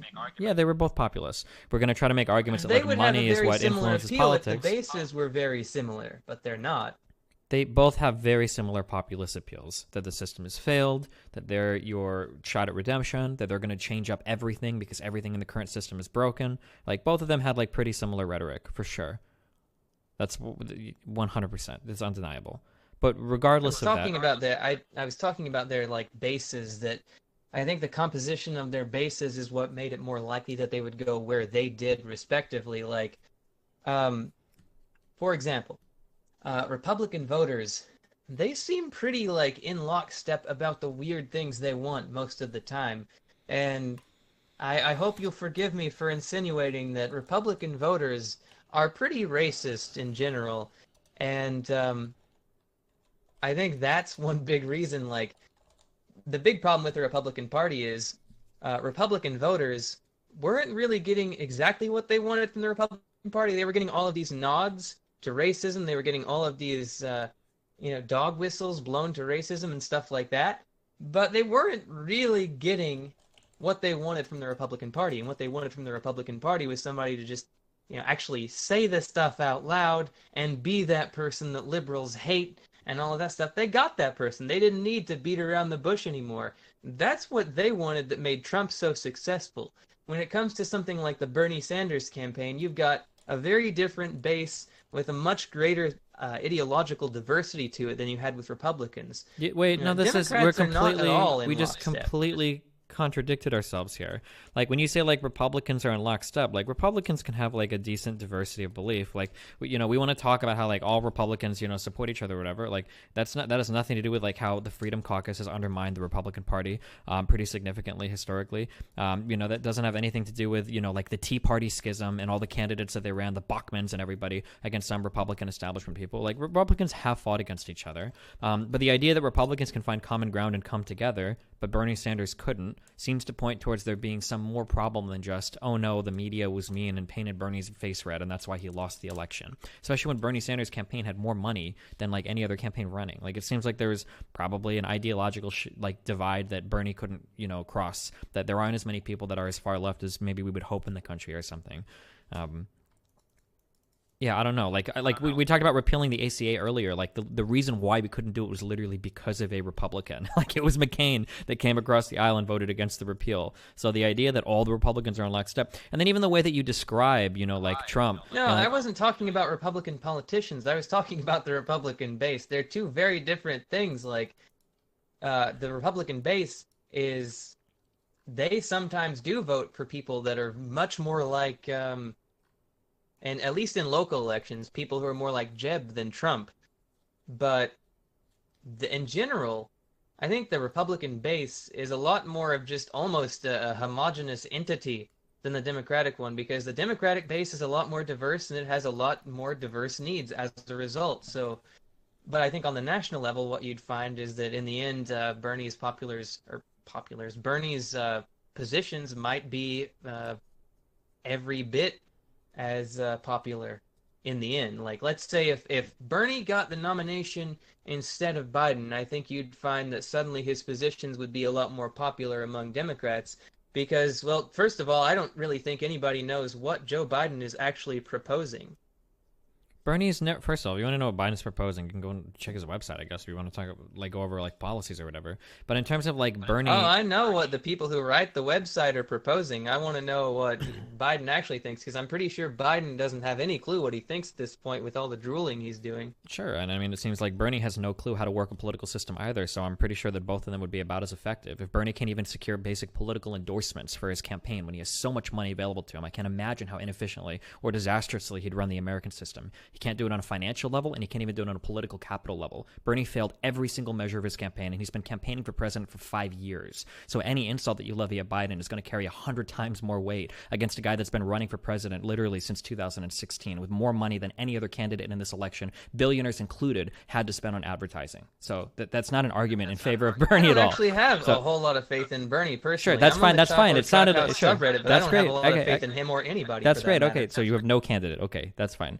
But regardless of that, like this idea that it was like, I'm just going back because we keep pivoting away. This idea that it was just the media that sabotaged Bernie. I don't know. I think that's a ridiculous proposition. The media was dramatically against Trump. Bernie hasn't even been tested on a national level and a general level. Like if you think the Democratic media was rough against him, oh my God, Bernie ads playing on Fox News and stuff. You think that weird shit that he wrote about women, like 50 years ago or whatever, that wouldn't be playing constantly? You think all the fears about Bernie praises Castro and Cuba and blah, blah, blah and socialism, you don't think that Republicans wouldn't be playing that up like 24/7 on Fox News? Like, we have no idea how Bernie would fare in a general election. The idea that if he could just survive the primary, we'd see him shine in the general is totally unfounded. It's probably a good idea to at least let him try, since I know a whole lot of Bernie supporters who just aren't going to vote for Joe Biden if he gets the nomination. And if there are a whole lot of people like that, that seems like a big problem. And I really doubt that if Bernie got the nomination, Joe Biden supporters would really be like, well, screw this, I'm out of here, and just like taking their ball and going home with it. We will do that. I don't think they will. Well, but you guys didn't vote anyway, so nobody really cares what you think, right? Like, if you guys couldn't show up to vote for Bernie in the primary, why would we think you'd show up to vote for anybody in the general? So it doesn't really matter. Also, the idea that like Bernie Sanders should Bernie won California. That's where I am. I don't know all the other states. I know they did lose in a lot of them, but hey, Bernie won and show up here. Sure, Bernie's win in California means nothing electorally. Do you really think that Biden is going to lose California in the general? It's like the worst argument. Like, Bernie is losing every single swing state, every single Rust Belt state that he previously had dominated against Hillary in. Remember Michigan? It was the biggest polling turnaround in all of history. He got crushed. So, I mean, like, the idea that Bernie won California shouldn't really provide any solace to you, especially when he won it by, what was it, like 7 points when all the voting was counted. So, I mean, regardless of that, the idea that we should just... We don't actually disagree as much as you think we do, because I think there was a very hard lesson this year for Bernie supporters in particular, which is that in 2016, yeah, I guess Bernie did energize people with things people hadn't really heard a whole lot, but at the same time, Hillary was also just really ridiculously unpopular. And that was probably the biggest element towards Bernie doing as well as he did in that contest. Sure. And I think 2020 showed that sort of. Yeah, for sure. What this idea, this argument that we should at least let Bernie try to run in the general, what does that mean? That we should have just said, well, screw what the people are voting for. We're just going to go ahead and like let Bernie like run because LOL? Like, I don't understand how that. Okay. Let's do that. That sounds like a good idea. That sounds like a great plan. Sure. Do you understand why people feel a little bit salty sometimes when a lot of the Bernie types are talking about how it's either radical change or nothing, when a lot of people are like on the ground impacted like day to day by these types of policies, by what type of president might be in office? Do you feel I don't want to throw like the privilege argument because I don't know your particular background, but like it feels like a pretty disconnected argument to say like, oh, well, if we don't get Bernie, guys, we're not voting Biden. Who cares? Let's just get 4 more years of Trump to stick it to the libs. Yeah, I feel that, but there are other elements to it too. Like, for example, that Bernie bro term that you hear thrown around all the time. When I was around all these Bernie events that I was kind of reluctantly at because I'm not a huge supporter, when I was at all these events, though, I didn't really meet a whole lot of bros. I met a lot of women. I met a lot of Latinas. I met a lot of immigrants. I met a lot of other gay people. I met it was a very diverse crowd all in all. And like, you want to say like that Bernie supporters have been so mean to everybody else, and it's just not. I mean, we've seen a lot of abuse too. Like, if you want to claim Bernie Sanders supporters are abusive, sure, why not? Go ahead, claim that. I'm sure it's been true in many cases. But the same has also been true in reverse, where the DNC people, like the donut Twitter people, they all think that like they just get to bludgeon us to death any chance they get. So and, like the bludgeoning that's happened, the amount of vitriol and toxicity that comes from the Bernie Sanders like people is unprecedented. Like, it's so bad that Bernie has had to account for it. Like, he has literally had to disavow people like you multiple times on the debate stage, in public statements, because of how vitriolic the Snake Warren statements, the Mayo Pete, the Rat Pete, like stuff that you yourself engage in. Like, Bernie himself has had to go out and apologize for people like you that engage in this type of behavior on social media. To say that I'll all be honest campaigns, with you, man. If Bernie didn't apologize for me, I'd feel a little bit insulted. sure. So I guess at the end of the day, like, I mean, like, I'm in a similar position. I'm really wealthy. So maybe, like, for both of us, we don't really give a fuck what happens. I'm insulated no matter what. But it kind of seems like you just don't care. And I guess that's kind of what bothers me at the end of the day, is that, like, at least for me, when I argue about a lot of these things, like, a lot of these issues, like, impact people's everyday lives. Like, whether or not we have, like, abortion, or whether or not gay people can still get married, or whether or not, like, these are issues that have, like, huge impacts through the type of medical system we have, immigration, on a lot of people across America. But it feels like at the end of the day, for a lot of socialists, like, especially in the way you're talking now, like, it's all just kind of a meme at the end of the day. Like, well, if I get my big revolution, like, that'll be fun. But otherwise, I don't really care. I'm disconnected otherwise. But then when you come out and you attack every other liberal saying you don't care about poor people, when you're literally just, like, memeing it up and couldn't give a fuck less if Biden or Trump wins, I don't know. It feels a little bit hypocritical. No, I don't. No, I see things very differently. I guess some people it might be like that. But okay, so you said you're very insulated by wealth, and I'm in the opposite situation. I'm not insulated by anything. There's no insulation. I really don't have anything. Like, all I've got pretty much is just like, especially now, but just pretty much what the government can throw at me, which isn't a whole lot.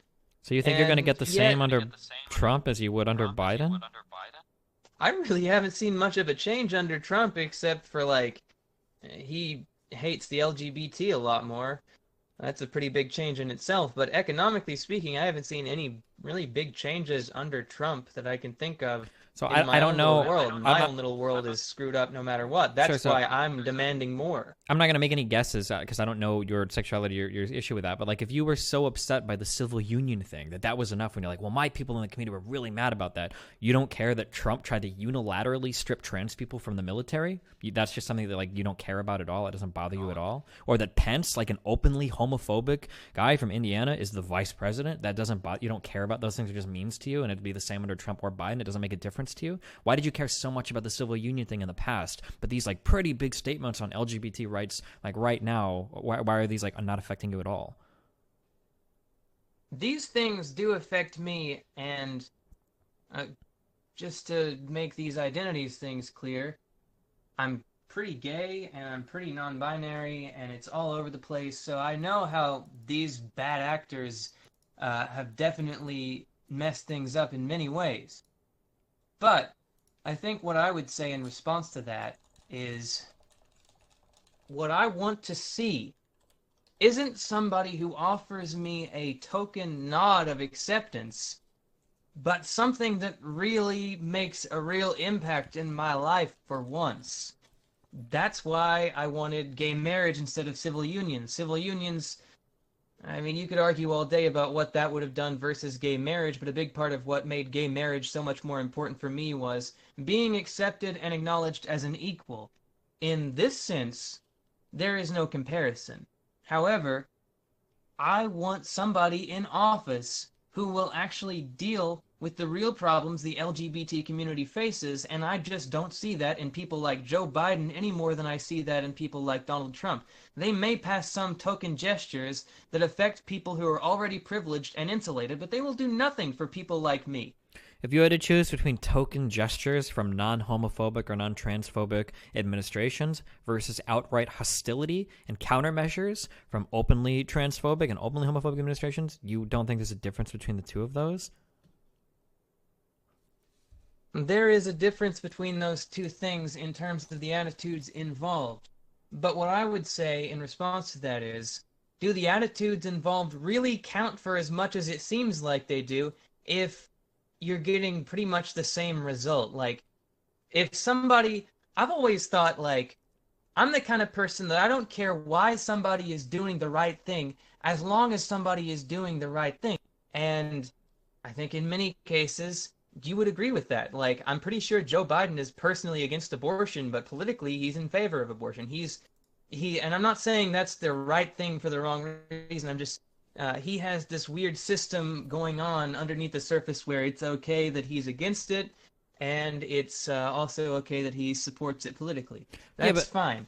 Like, Obama was like literally the guy, like this administration was the one that pushed gay marriage through. I don't understand how you can say that it's all the same. If gay marriage is like your big testing ground, I mean, you kind of have Obama to thank for that.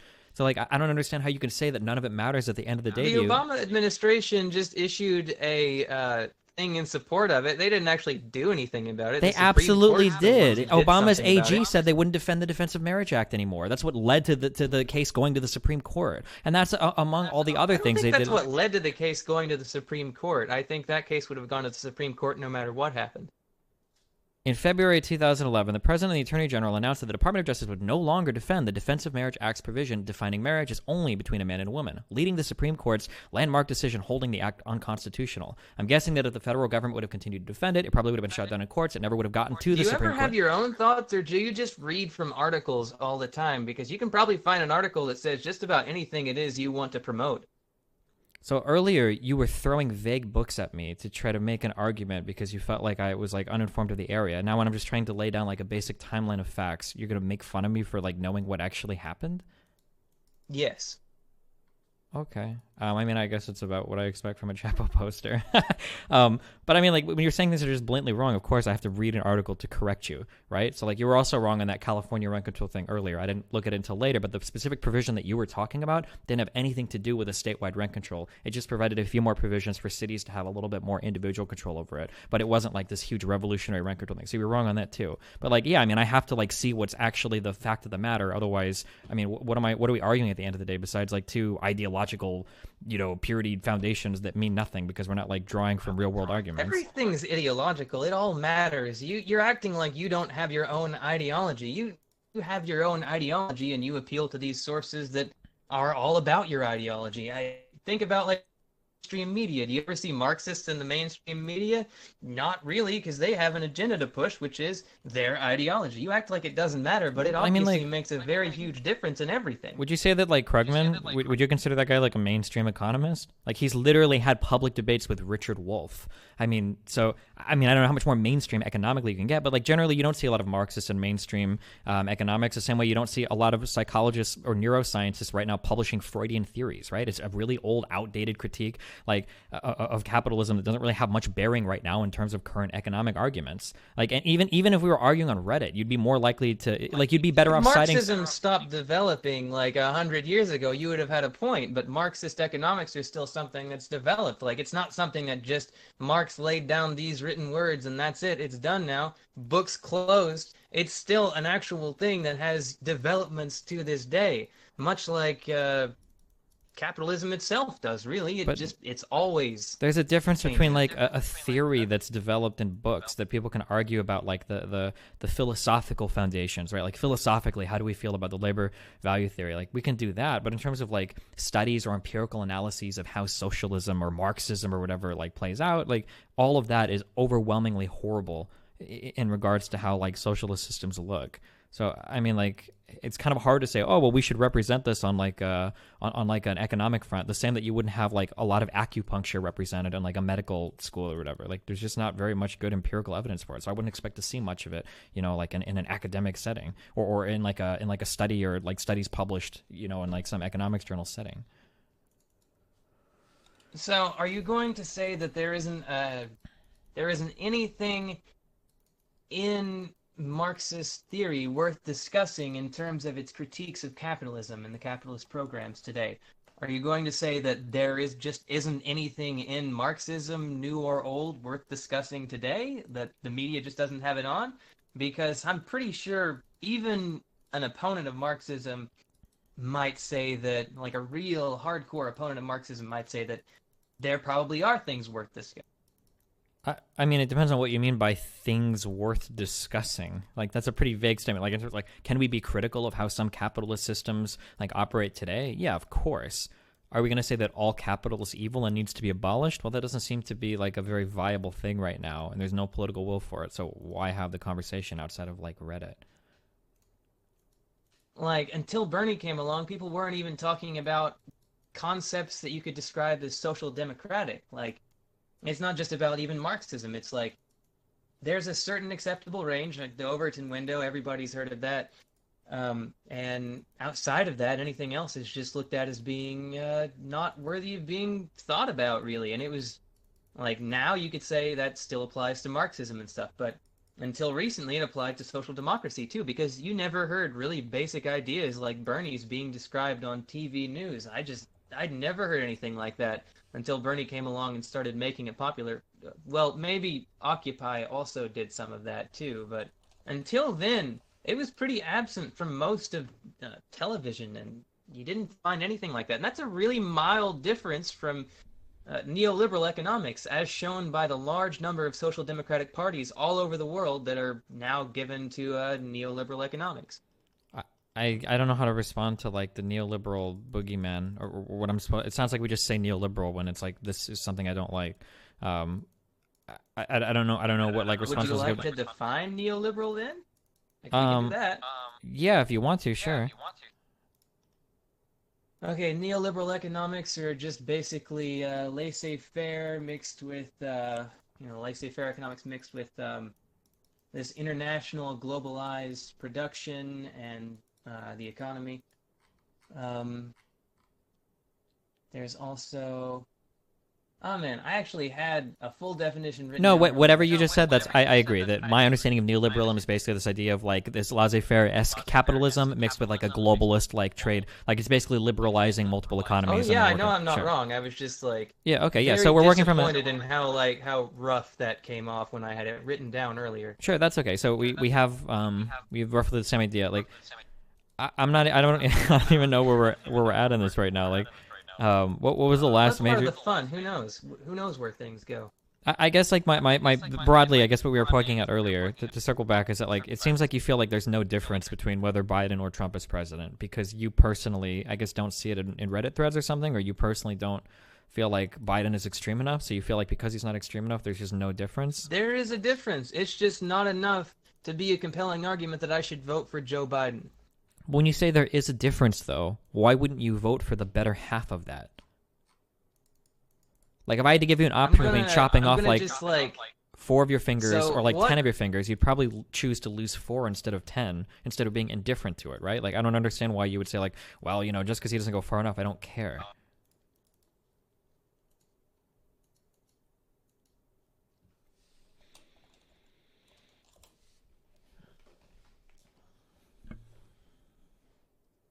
Wait, hello?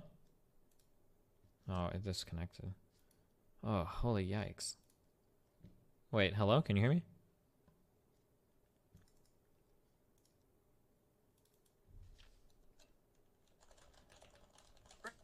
Back? Yeah, hello? Yeah, my internet keeps doing the thing. Could you repeat that? Because I didn't get, like, the whole last part. Yeah, like if you had to choose between like losing 5 fingers and 10 fingers, both suck. You'd still rather keep 5. You'd still rather lose 5 over 10. So like this idea that like well both of them are bad, but one is better than the other, but neither of them go far enough, so I don't have a preference for either. That just doesn't follow logically, right? Like It's sort of okay. You're looking at it in a different way than I am, which is Joe Biden has done better on some things. There are some things I actually believe that he has done better on and will do better on in the future, and that includes like LGBT rights. Like it's really important to me that the Equality Act gets passed. That's something that would happen under him, that likely happen under him, that wouldn't happen under Trump because he doesn't support it. And then if you look at Donald Trump, I really don't think his trade war, and I really don't think his I guess a lack of interventionalism would be carried over to the Joe Biden administration. It's actually really important to me that somebody not be as interventionist as Obama and Bush were. And you think Trump is still not that? More interventionist than I'm comfortable with, but he's been less, it seems like, overall. Wait, less how? What do you mean? Trump has like upped the drone strikes in places. I think he's done more in his administration like than any prior president. Like, he bombed Syria's airport. Like, how is Trump less interventionist? Like, he moved the capital to Jerusalem to provoke Palestine. Like, Correct me if I'm wrong, and I'm sure you will, because I may be. A few years ago, I think it was summer 2017-ish. I'm pretty sure that they wanted him to like start a thing with Venezuela. They wanted him to attack Venezuela, and he was going to, and then just like decided not to at like the last moment. I'm pretty sure that's a thing that I mean, happened. I don't know about that particular. I'm sure there's tons of sticks Obama could have done, but in terms of Venezuela, you do know that like Trump literally host the other guy there that's claiming that he's actually the president at the White House, and Trump has literally tried to send supplies to that guy to undermine. Like, you could argue, and I don't know if I'd make this argument, but I feel like a socialist would, that Trump was literally supporting a coup in Venezuela by trying to quote unquote send supplies into that country to support the other president that is claiming that he's the president. I think Biden would have probably started a war if he'd been in that position, like started a straight up war, and I think Hillary would have also. But that doesn't mean I'd ever vote for Trump, because I wouldn't. I'm just saying. Okay, so we just totally pivoted away from that. I guess like what I don't understand is that like, so you feel like Biden would be worse than Trump on like a foreign affairs front, ignoring the fact that Republicans started like Iraq and Afghanistan, like probably. Okay. I think Joe Biden has shown very bad judgment when it comes to foreign affairs over the years, and the whole Democratic Party has, and so have the Republicans. The Republicans have historically been worse, but it's been kind of nice at least having somebody who gives odes to not doing this. I mean, you say that like Trump literally. You realize that vote for Trump again. Trump literally assassinated Soleimani like on Iraqi soil, like in an airport. Like, he literally blew that plane up, like, without even getting consent from any of the people in the Iraqi government. Like, Trump has indicted Maduro on, like, drug trafficking charges and, like, constantly supports the guy that I forget the guy's name, but the other guy that, you know, is claiming that he should be the president instead. Like, this idea that Trump is not interventionist or that Trump is a chill dude is just, like, so strange to me. Like, the massive amount of drone strikes going on in Yemen. Like, or that he was a chill dude. I don't think either one of those things is fully fitting of him. But I also think that Joe Biden would have done those things, and I think that Joe Biden probably would have done even more, because at least Trump, in some weird way, does genuinely seem to hate this stuff. I don't think Biden has that same thing about him. I think he'd just happily charge into anything. I don't think Trump really has any morals or beliefs or values, but because he's been slammed so hard over it, he probably does in some way fear the response to it. And yeah, the Soleimani thing, that was pretty bad. Like, I genuinely thought, okay, so I guess we're about to go to war with Iran then.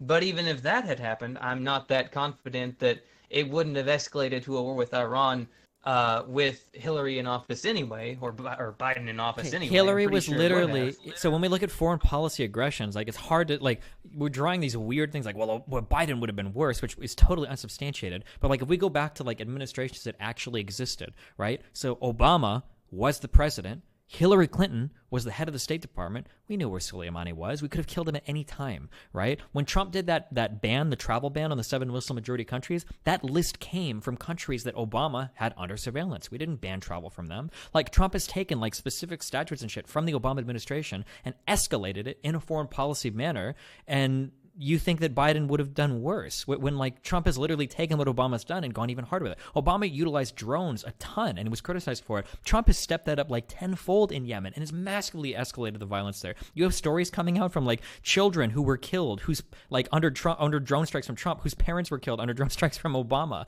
I don't understand. Like, Trump literally pulled out of the Iranian nuclear deal that was finally giving us like maybe a path towards normalization with Iran. Like, Trump has aggravated people in the Middle East because of moving the shit to Jerusalem, the capital or whatever. Like, Trump has continued to fortify his alliance with people in like Saudi Arabia who literally chainsawed the Jamal guy or whatever, or the Khashoggi, I don't want to pronounce his name, like the journalist. Trump has done so much horrible stuff on a foreign policy front that to say like, well, you know, Biden would be worse, that just feels like delusional Chapo fantasy because you hate the libs. Like that you can't possibly know anything about foreign policy and imply that Biden would have done worse when Trump is like on every step of the way, like escalated so much of the foreign policy areas that we've been involved in that were literally not as escalated under Obama.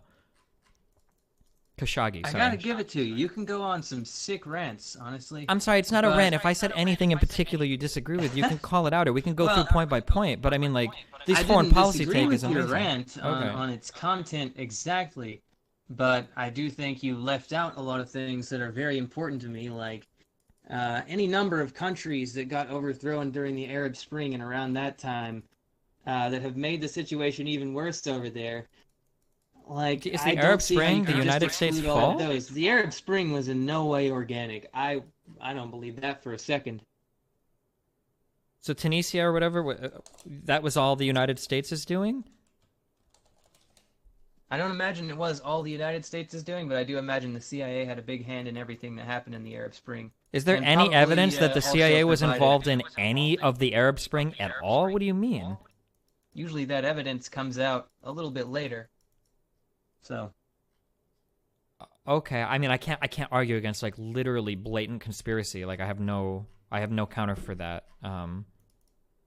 I'm pretty sure that one of the like hailings of like I know the U.S. had a fuck ton of involvement in Syria. I'm definitely familiar with that. But in terms of like the greater, like the broader Arab Spring, the idea that the U.S. was the one, the CIA was somehow stoking the fires, like that's not even how the CIA works to overthrow these things. Is like they take something out of nowhere and just turn these massive revolutions around. Like usually the CIA is going into places where there's already like a lot of discontent and then trying to like tip the needle or whatever. Like the idea that the Arab Spring like was fostered entirely by the CIA. I mean, like I could just easily claim like Maduro was in charge of the Arab Spring, or like any other random like that's insane. I don't. Maduro would never betray the revolution like that. Uh, that's intended to be a joke. Okay. Um, but, geez, like you can say it's conspiracy, and great, I can see where you're coming from. Sure, it probably does look like a conspiracy from your point of view and from your worldview, and yeah, I can see that. But I feel like there are so many things over the course of American history, and especially in the past 100 years, that would look like conspiracy to people until they found out about them much later. And I think uh, always at those points in time when these crazy things were happening that were later outed as being these terrible conspiracies that actually occurred, they were just terrible conspiracies by people that hate us. Like any number of events throughout U.S. history were just conspiratorial thinking until they weren't. And some people always figured it out, but I don't know, for the most part, people didn't. And then when people suggested, oh, we don't think this is what really happened, we think this is what really happened, those people were looked at as the crazy ones. Today, that's mostly found on the conspiracy subreddit, but yeah. Conspiracy theorists today, you use conspiracy a lot, but like conspiracy theorists today aren't on our side usually. They're pretty much all in on the neocons and the Trumpists at this point. The conspiracy sphere has gone very far right these days. Okay. I mean I can't give an argument to it's we'll know more in the future. I guess we'll find out. But um okay. Um do you have any other like I guess like final points or anything you want to talk about or There's something I would like to talk about, a completely different subject, maybe another time. Um, if you're into more crazy stuff, I got one even crazier for you, actually, than any of this. does it have to do with Um, Neo Pete being a CIA mole? no, but that's a great one, isn't it? What else? Well, here actually, well, fuck it. Okay, I'm curious. This is the final thing. So you don't care at all about the difference between a Biden and a Trump presidency. You think that both are more or less the same, even if we ignore things like stance on immigration, DACA kids, climate change. Like none of that matters. Supreme Court justices. I really feel bad about admitting this to everybody listening currently, and possibly, yeah, I'd vote for Joe Biden. I'd be extremely reluctant about it, though.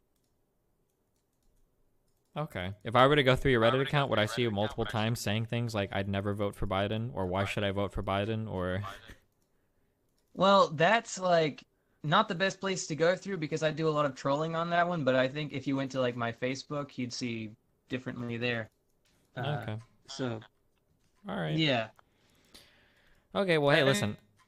can All go right. if you'd like to, and That'd be some funny stuff on its own. Wait, what? Sorry, I think I was talking. What did you say? I said you could go through my Reddit account though, and that'd be some fun stuff on its own, regardless of whatever you found out about Biden there. Yeah, sure.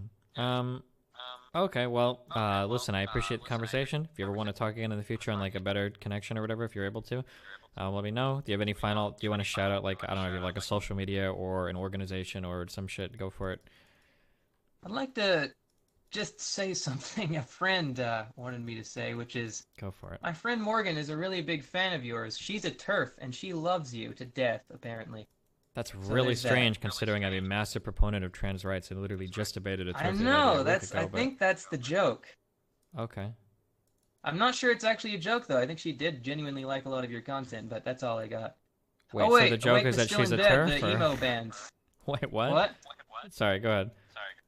Awake but Still in Bed, the emo band. That's my friend's band. She just messaged me excitedly, like, say the name. So there's that.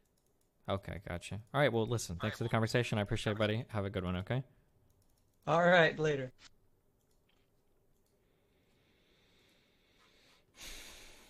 Okay, I did it. I hope you're happy, guys. Trump says a lot of stuff publicly. Oh yeah. But he very rarely follows through on a lot of this. Like, he's made a lot of statements.